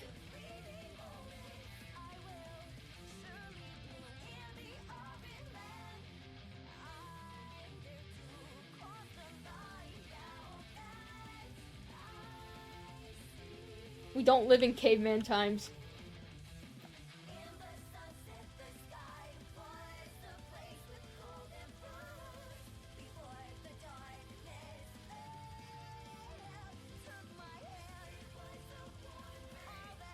What are B tools? A very primitive way of using Roblox Studio.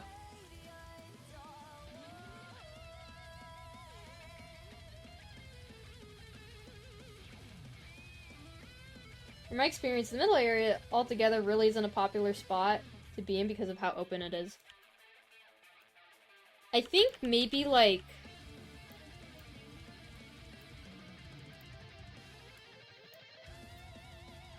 Maybe like adding like 3 bridges would be kind of cool.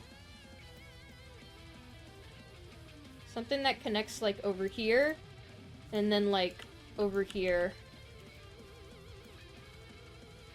Giving like more way, so it's not like such a commitment. Because like once you go up here, unless you're like a slingshot or something, you're only gonna stay on this side.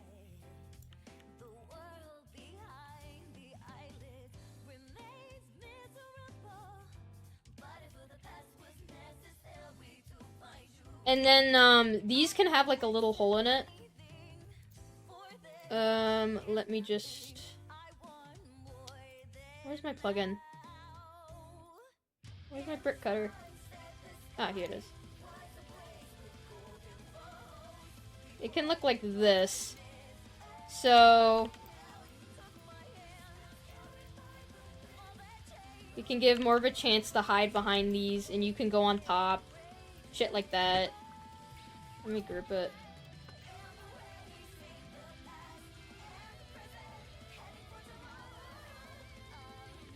We need more coverage in the middle area, I believe. In my opinion, melees don't need more access. I feel like, in my opinion, range is already pretty dominant on this map just because of, like, how open it is. And because there's, like, little to no, cover. Especially in this middle area here. So, the way you play this, or, like, the way most matches end up going is whoever gets to the other team's spawn first. So, that's not really good design. So, I'm trying to change that. I think adding bridges, like, giving the possibility to switch between which side you're on, especially on the top ground here, would be useful. Not to make it such, like, a range-dominant map.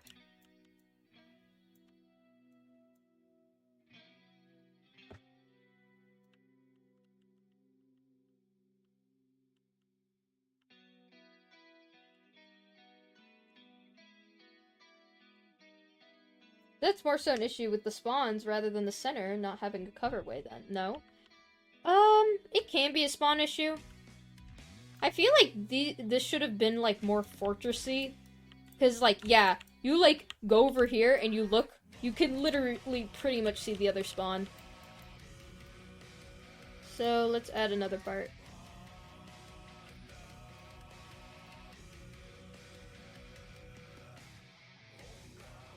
Or...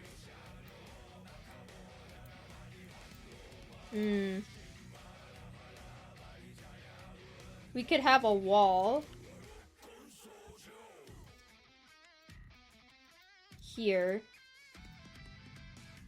And then we have kind of like this fence removed.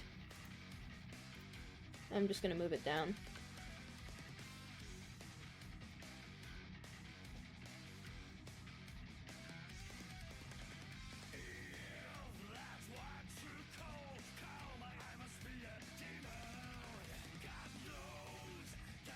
I think the towers are very complicated to navigate. Something like a window that allows the other team to immediately leave it prevents spawn camping from being... I think having, like, some kind of wall here would be kind of nice. But, like, also, I could see that being, like, really annoying, because then, like, who would come down here?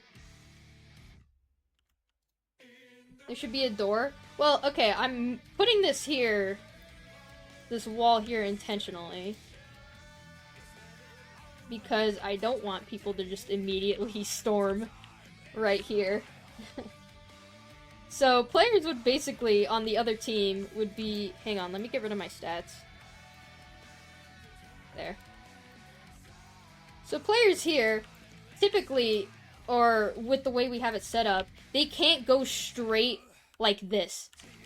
They are basically forced to go up here, or go through the tower, and find some way around. And then that causes more fights to be taken either here, or honestly on any one of these.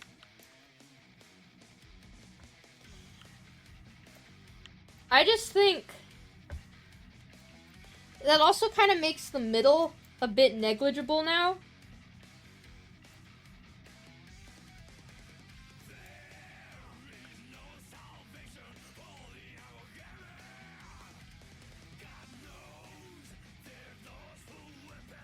Right, it'll just be annoying to leave spawn. Yeah, cause like, my problem with this map is that it's just too fucking small. Like, you get from one spawn to the other in like 10 seconds.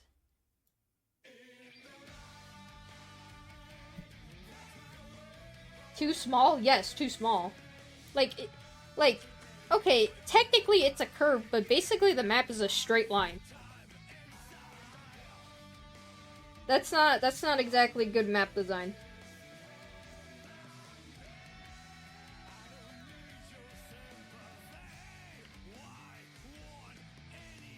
Can you just blow up a wall or something to expand the space a little? I'm not sure what you mean. Make it a longer line? I don't... My goal isn't to, like, entirely change the layout. I'm basically trying to optimize this map while also adding more elements to make it, like, a bit more bearable to play on. No, I'm not making it a longer line. Make the line curvier? No, I'd pretty much have to restructure the entire map. I'm not doing that.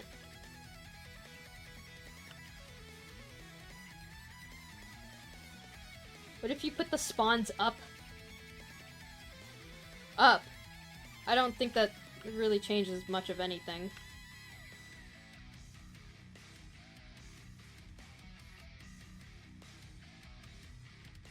The rangers can snipe without being touched.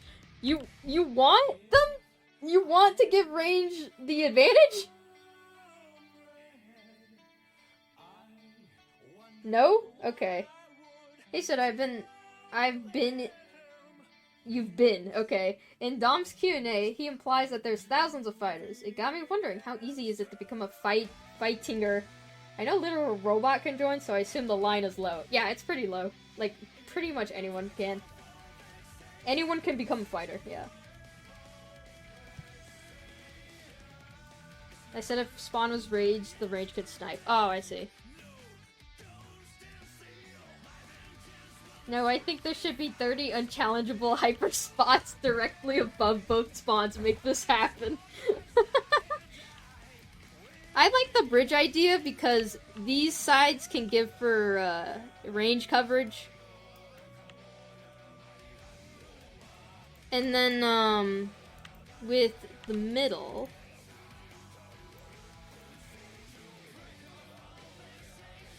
Let's see.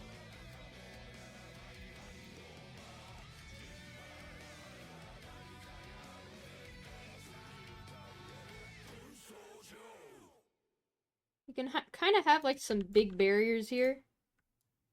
Because, let's say a range is up here, right? They're, like, fighting. At least the other team can kind of go behind this wall. Or, like, into the tower and then, like, deal with the person on the bridge. I think that's fair. And then same with this side. I think that's pretty fair.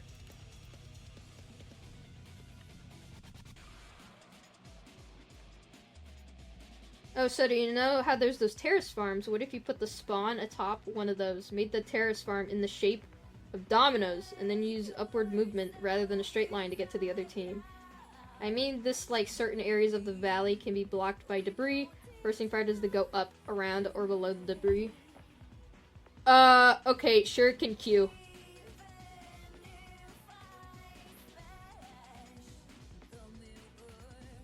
Or it's his Q, right? Or is it his E?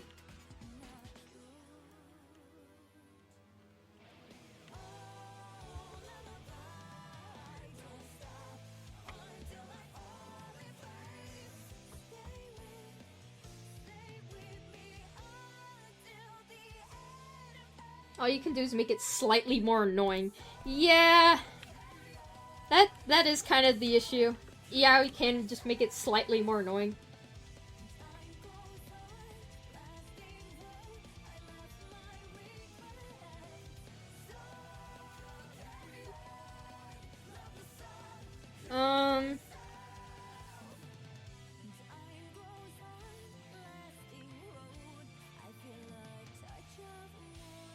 Will there be a rework of the map? No, I'm not reworking the map. I'm just adding elements to it.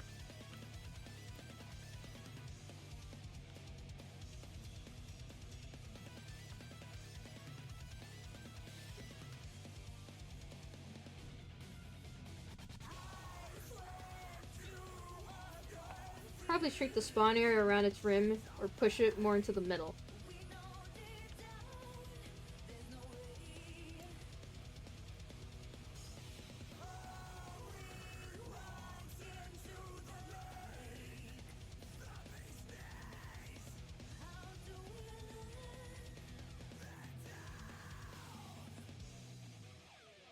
I'm trying to think, cause like, I'm trying to think of this like I was playing like a bunch of different fighters.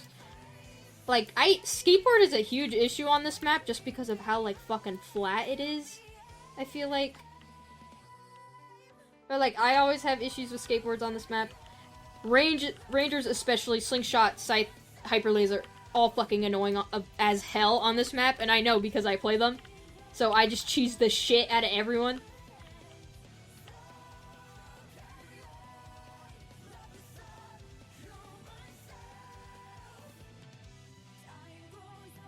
Okay, you know what? I think I'm gonna remove this bridge because...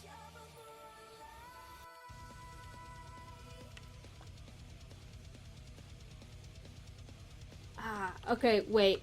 You know what? I think another reason why the bridge mechanic doesn't work is because, like, why go on the bridge when there's fucking tunnels right here? Literally, you have absolutely zero reason to go up here. None. You just fucking go through here, and then boom, you're there. Like, what? Okay, yay or nay on blocking off tunnels?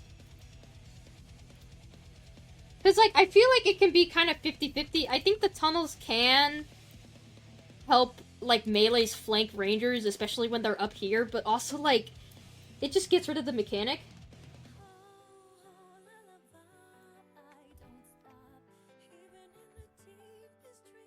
Nobody goes in there anyway? I don't think that's true. Yeah, the tunnels can reopen final minute. Yeah, or maybe give them a new location.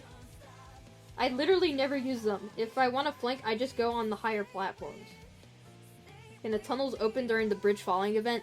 Guys, I don't think you guys understand. We're trying to make people go to the bridges. If the tunnels open up at the same time as the bridges open up, then there's no point of going up there. See, this is why map design is really hard.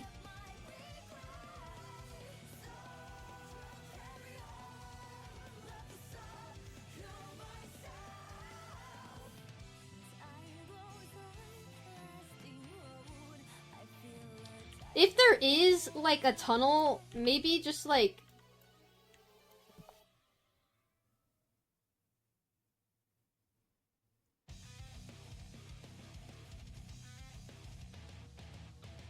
add water as a threat, so it's a risk, but can be useful in some situations.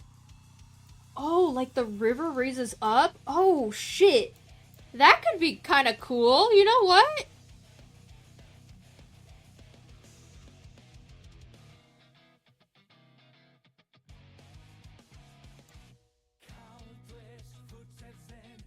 That could be kind of cool. Okay, okay, note that down. That's water? Crimson. What did you think it was? It literally says water. Laundromat is gay though? Yeah, laundromat is kind of gay. It looks like rocks? No, it does not! This is water, yes, this is water.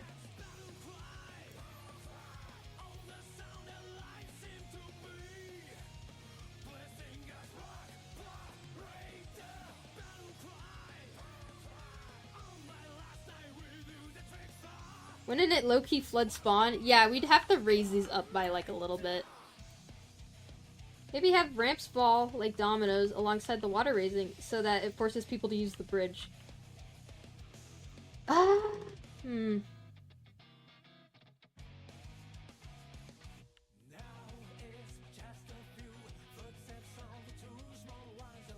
Okay.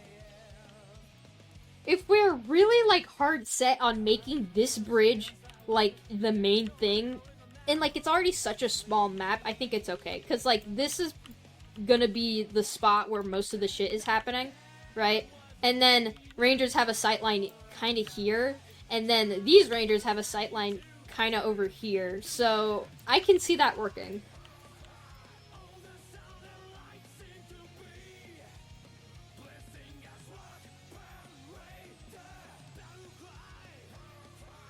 If you raise up spawns, put some sort of wall around it. You know, there could be a dam. Like, keep it how it is right now. Just put, like, a dam around it or something.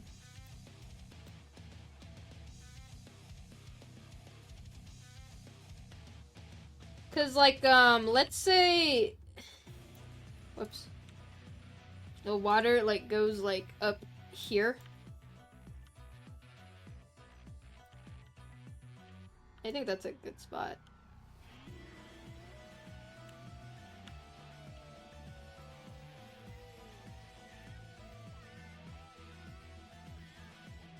Okay, you know what? I fuck with the dam idea.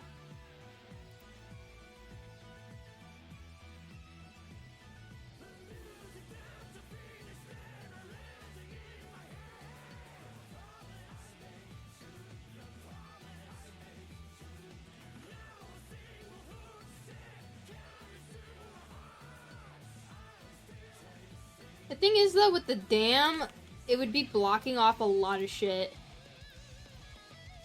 So, like, this would have to be blocked off.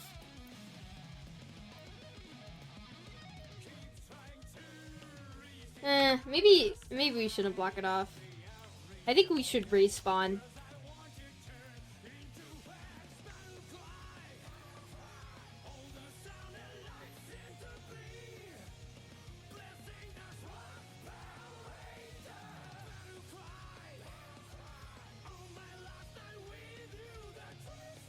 Okay, wait. Oh my god, someone didn't group their fucking... I don't even know who made this map. Someone didn't group it.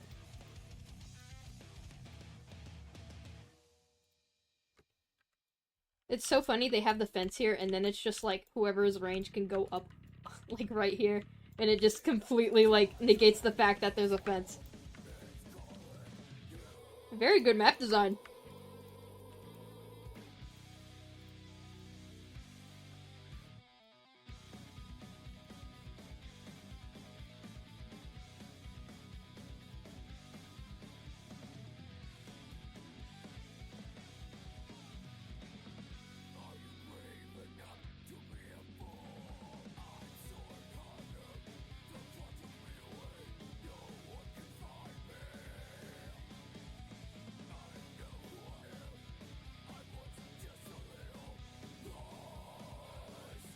This tree, go.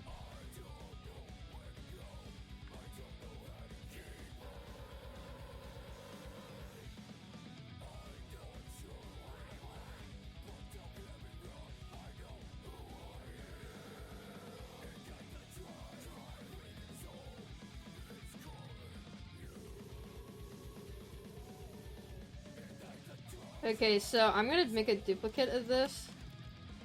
Just to see, like, where I want the water to be raised to. Like, kind of like right here, I think is fine.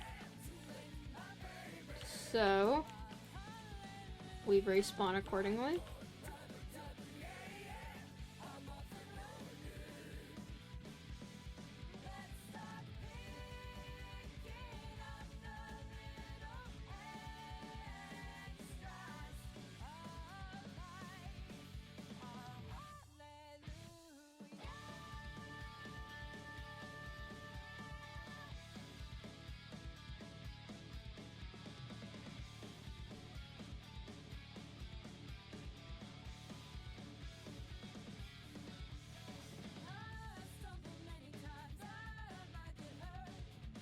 Oops.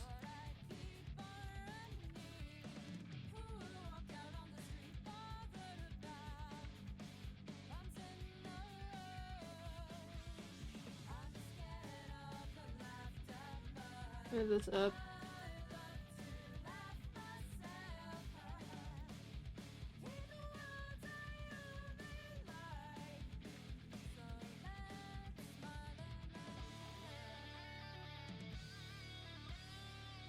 Then how do you get out of the spawn if it floods like that? Like a fighter with not much mobility? I'm getting there! Give me a second, chat! God, it's so impatient.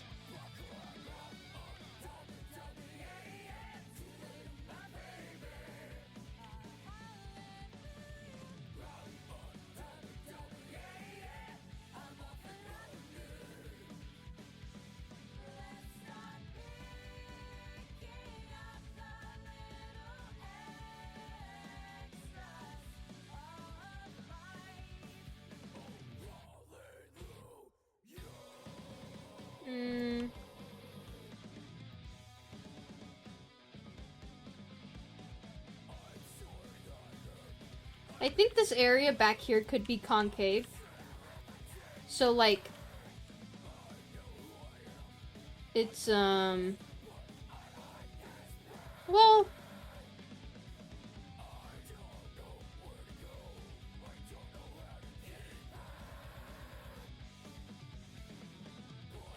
maybe, like, some kind of raft is here or something that can lead you to the ramp.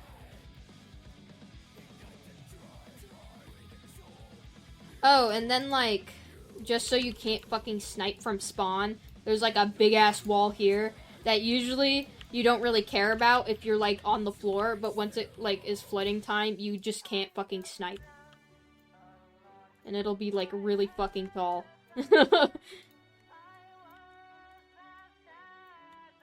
Like this.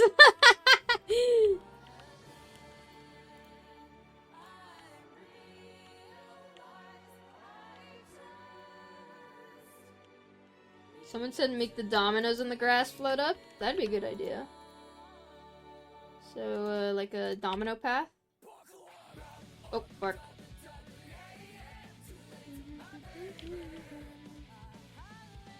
You could make these like a bit bigger. Bruh. There.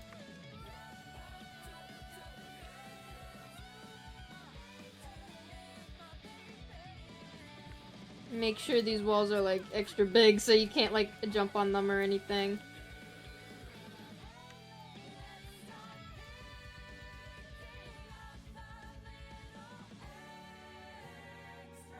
And then we can have like some barriers here so hyper lasers can't teleport or whatever. Or honestly, just like have like a roof here that it makes you slide off if you go on it.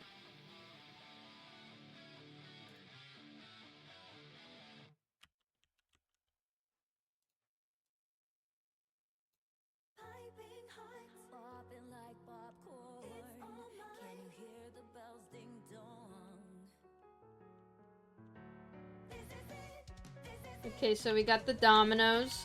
And then these bridges will go down. So it's like, oh, fuck, you can't go over, or whatever, unless you're like Shuriken, which, in that case, Shuriken just fucking, who cares, the entire map. And so the melees are like, forced to somehow, like, either, like, sword kind of like bursts over here, or you just like, can kind of go over here.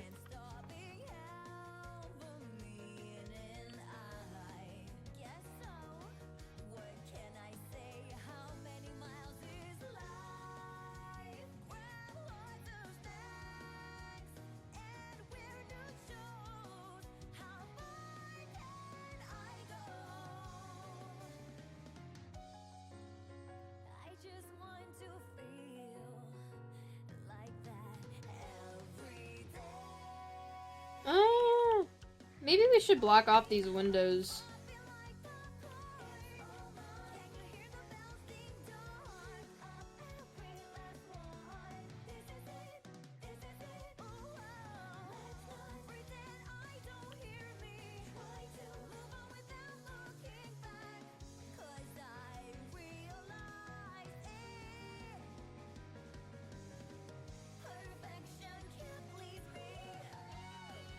Or maybe like... I don't like how open this is. It kind of pisses me off. More environment deforestation, sorry. Let's add like some kind of like fucking...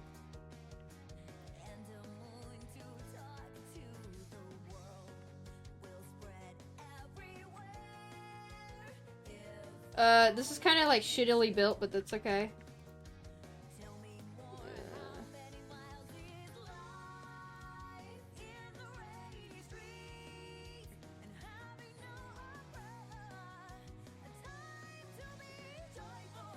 So imagine this is like a tower or whatever, like a wall or some kind of domino fucking wall or some shit. And then it's like, and then it's like, there's some gaps for like rangers to like kind of shoot through, and then there's some like for like coverage or whatever.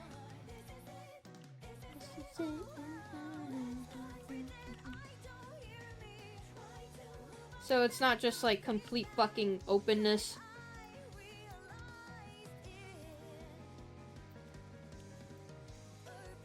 I don't know, what does chat think? Make sure this kind of goes all the way up to the bridge.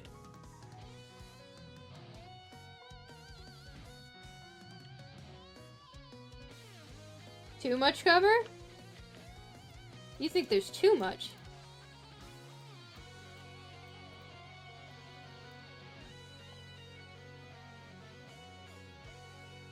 Maybe remove the middle one? Okay. We'll add this. Maybe move this back a bit. So that way you can, like, go up on this ramp or whatever here.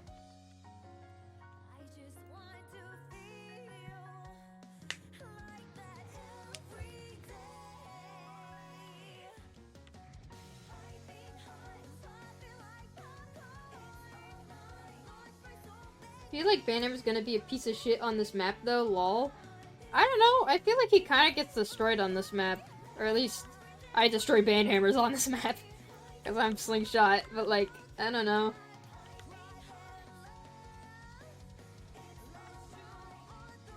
Should I please add Dom's model somewhere? Because it's called Domino Valley. No.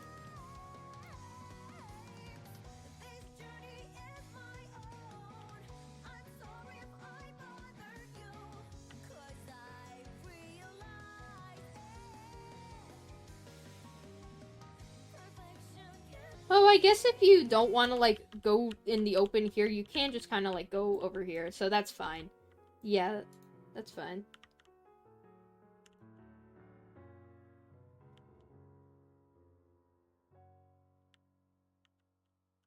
And then you kind of meet at the bridge, and then it's like, and then the other one's like, and then, okay, so if I'm like a sword, and I'm like fighting here, right, big ass gap in the middle, who cares, idiots will fall down.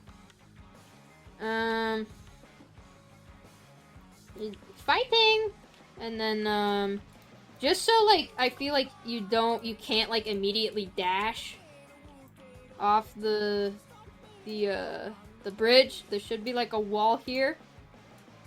Well, I mean, this is mirrored, so there would already be a wall here. But, yeah, wall here, shit like that. So, you gotta, like, dash across the bridge or something, and then you go over here, and then there's fighting, PH fighting. And then, yeah, I think Boombox would be really annoying on this. You just, like, push people off. Oh, wait, no, he's getting a rework. So, doesn't matter. But yeah, with a sword, you can just, dash into people, Q, and then just, like, push them into the water.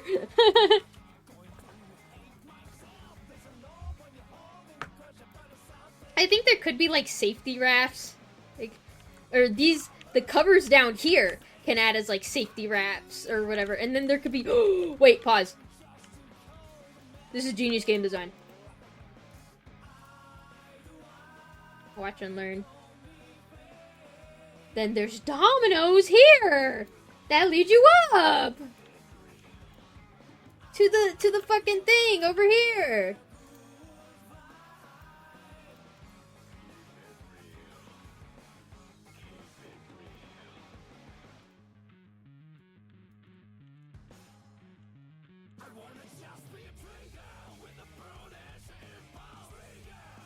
And there's not a domino on this side, because, like, I don't want this to act as, like, a bridge.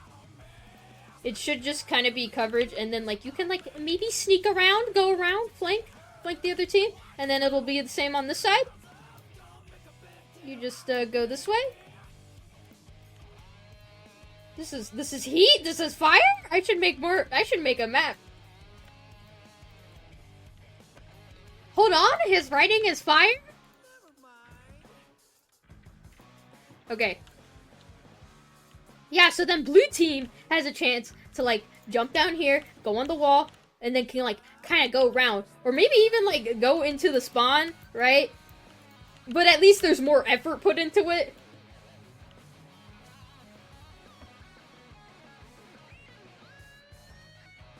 And then, you also have, like, fucking rangers that'll probably be over here kind of defending it anyways. So you'll have to, like, deal with them as well.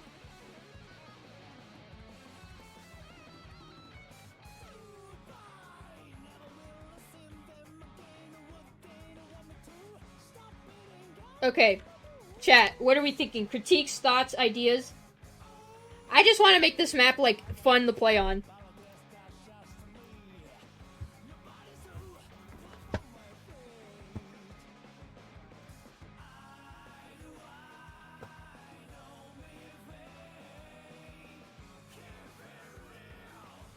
Kind of peak, it looks way more fun.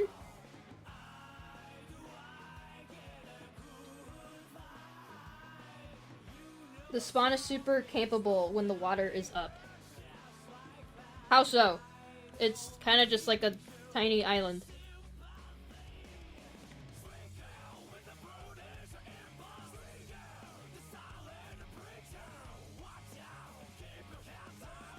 Maybe add another route to the spawn.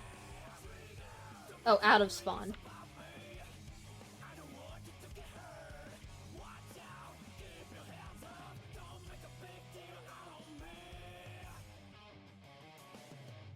I don't agree. I feel like it's way too tiny to, like, camp.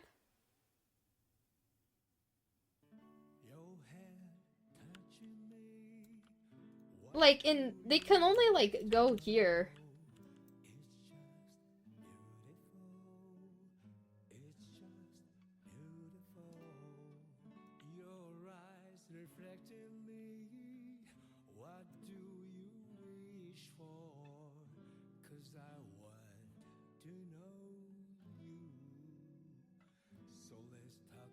Oh, shoot.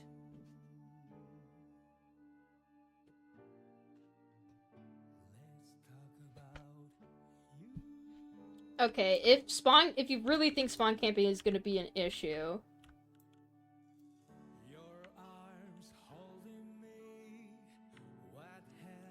I'm not trying to, like, carve out any new things with the map, so...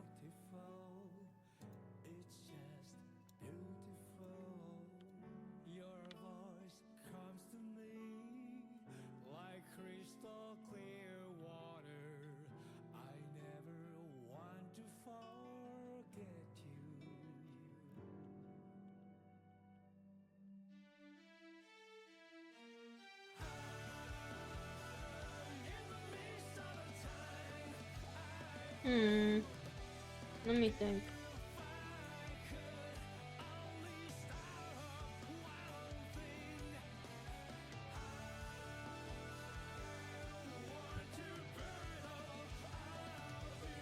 Let's play the map with the textureless gray blocks everywhere. I'm not doing that.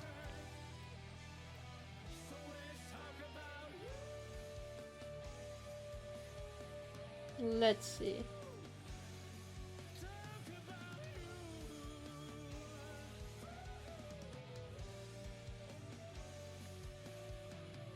Okay.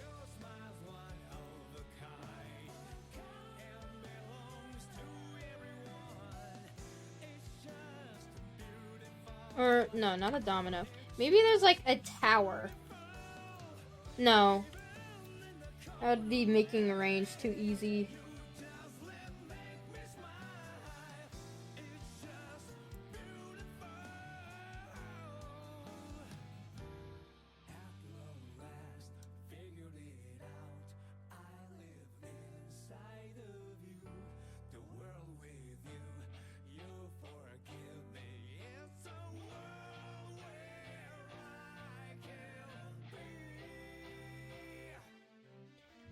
Okay. My idea is kind of like a tower behind spawn. However, it is only one way. So you kind of got the tower. It'll be connected to spawn. And then, like...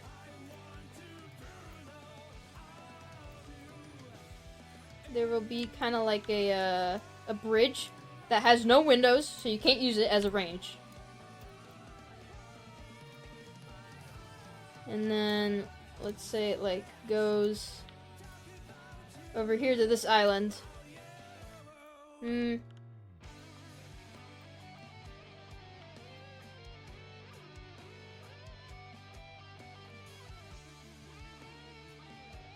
maybe it kind of, like, this can be, like, a tower, maybe? I don't know. What this for? Because I feel like it.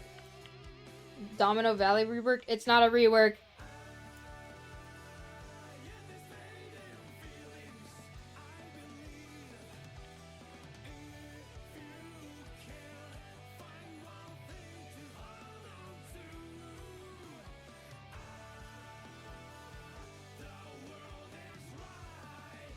I think a catapult is simpler. Catapult does not fit. No, I disagree. Plus, I don't even think we can do that with the engine.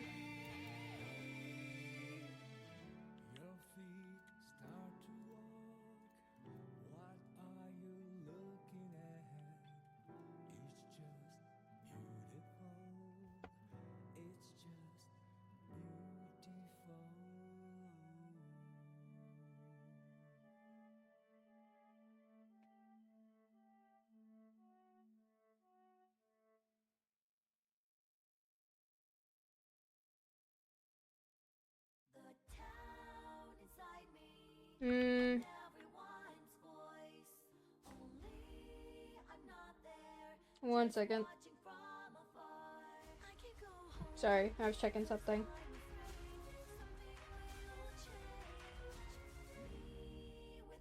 What if spawn was on side wall of the big barrier separating spawn from the middle?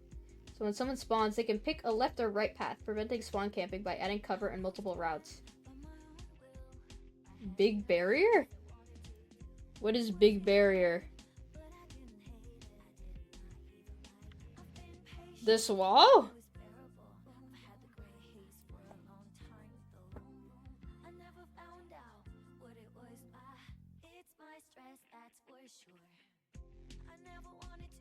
Big ass wall between spawn and mid?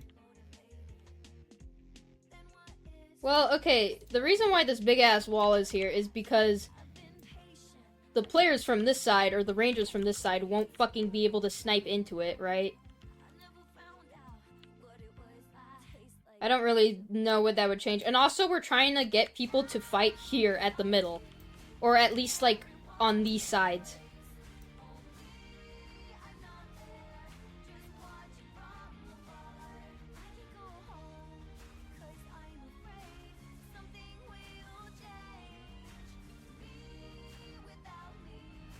I think maybe like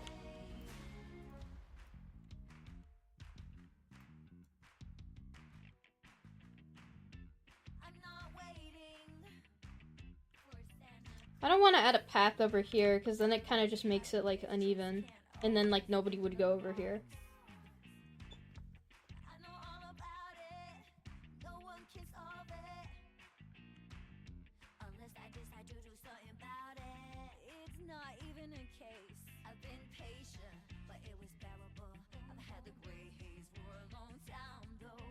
Guys, stop telling me to add, like, stupid shit on the map. I'm not doing that.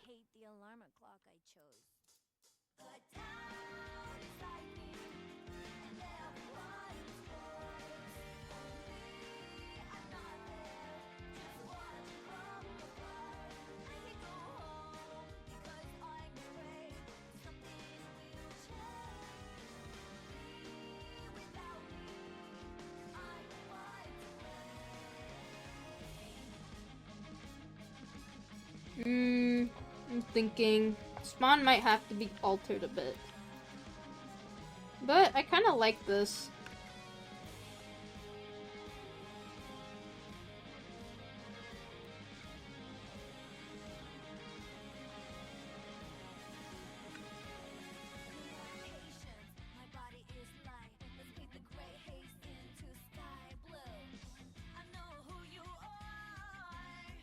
I don't know. I'd have to playtest it to see if it, like, truly works. But, yeah.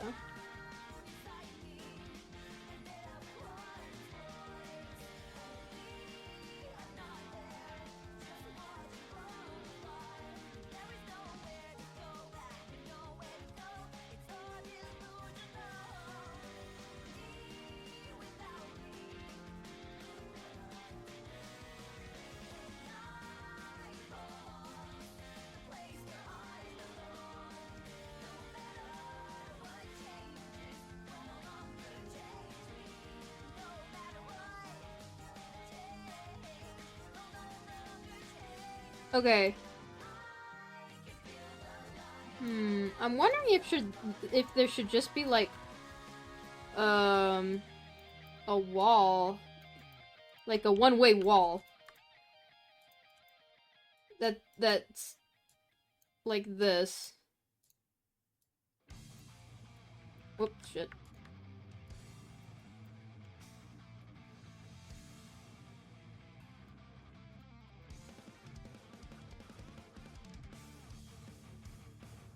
Kind of shitty, but whatever, it's a blockout, who cares?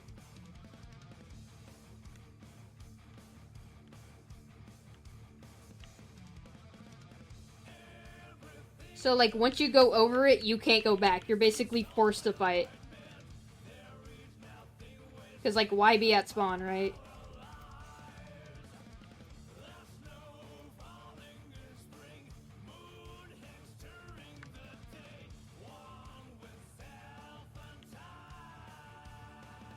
And then probably, like, some kind of, like, barrier here to prevent the other team from, like, jumping over.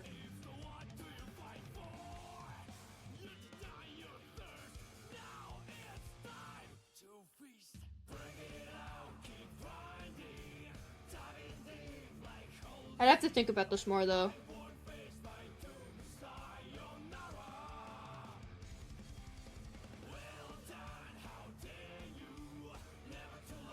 Yeah, so, like, if you're a hyper laser, like, and you go over here, good fucking luck.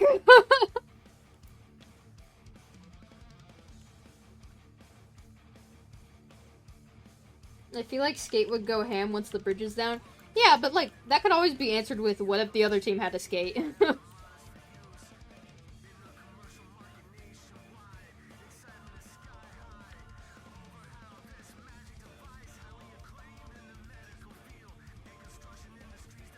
And, like, also, I think you could do some pretty cool stuff.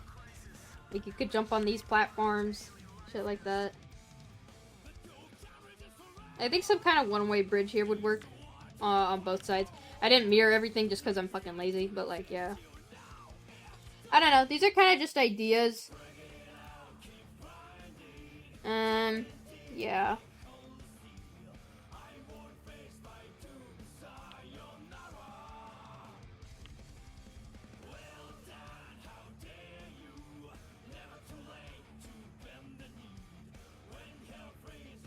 So the question for the sloth, which animals would they have as a mount or a companion? For me, I see Firebrand with the dragon.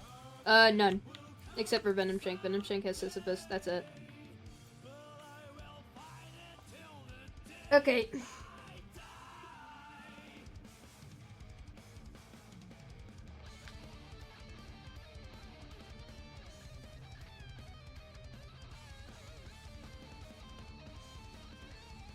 Okay, I'd have to think on this more. Also, I have to go. Sorry. I'm sorry, chat. But this was fun to think about. Whether this gets actually implemented, I don't know. This is kind of just like a fun exercise.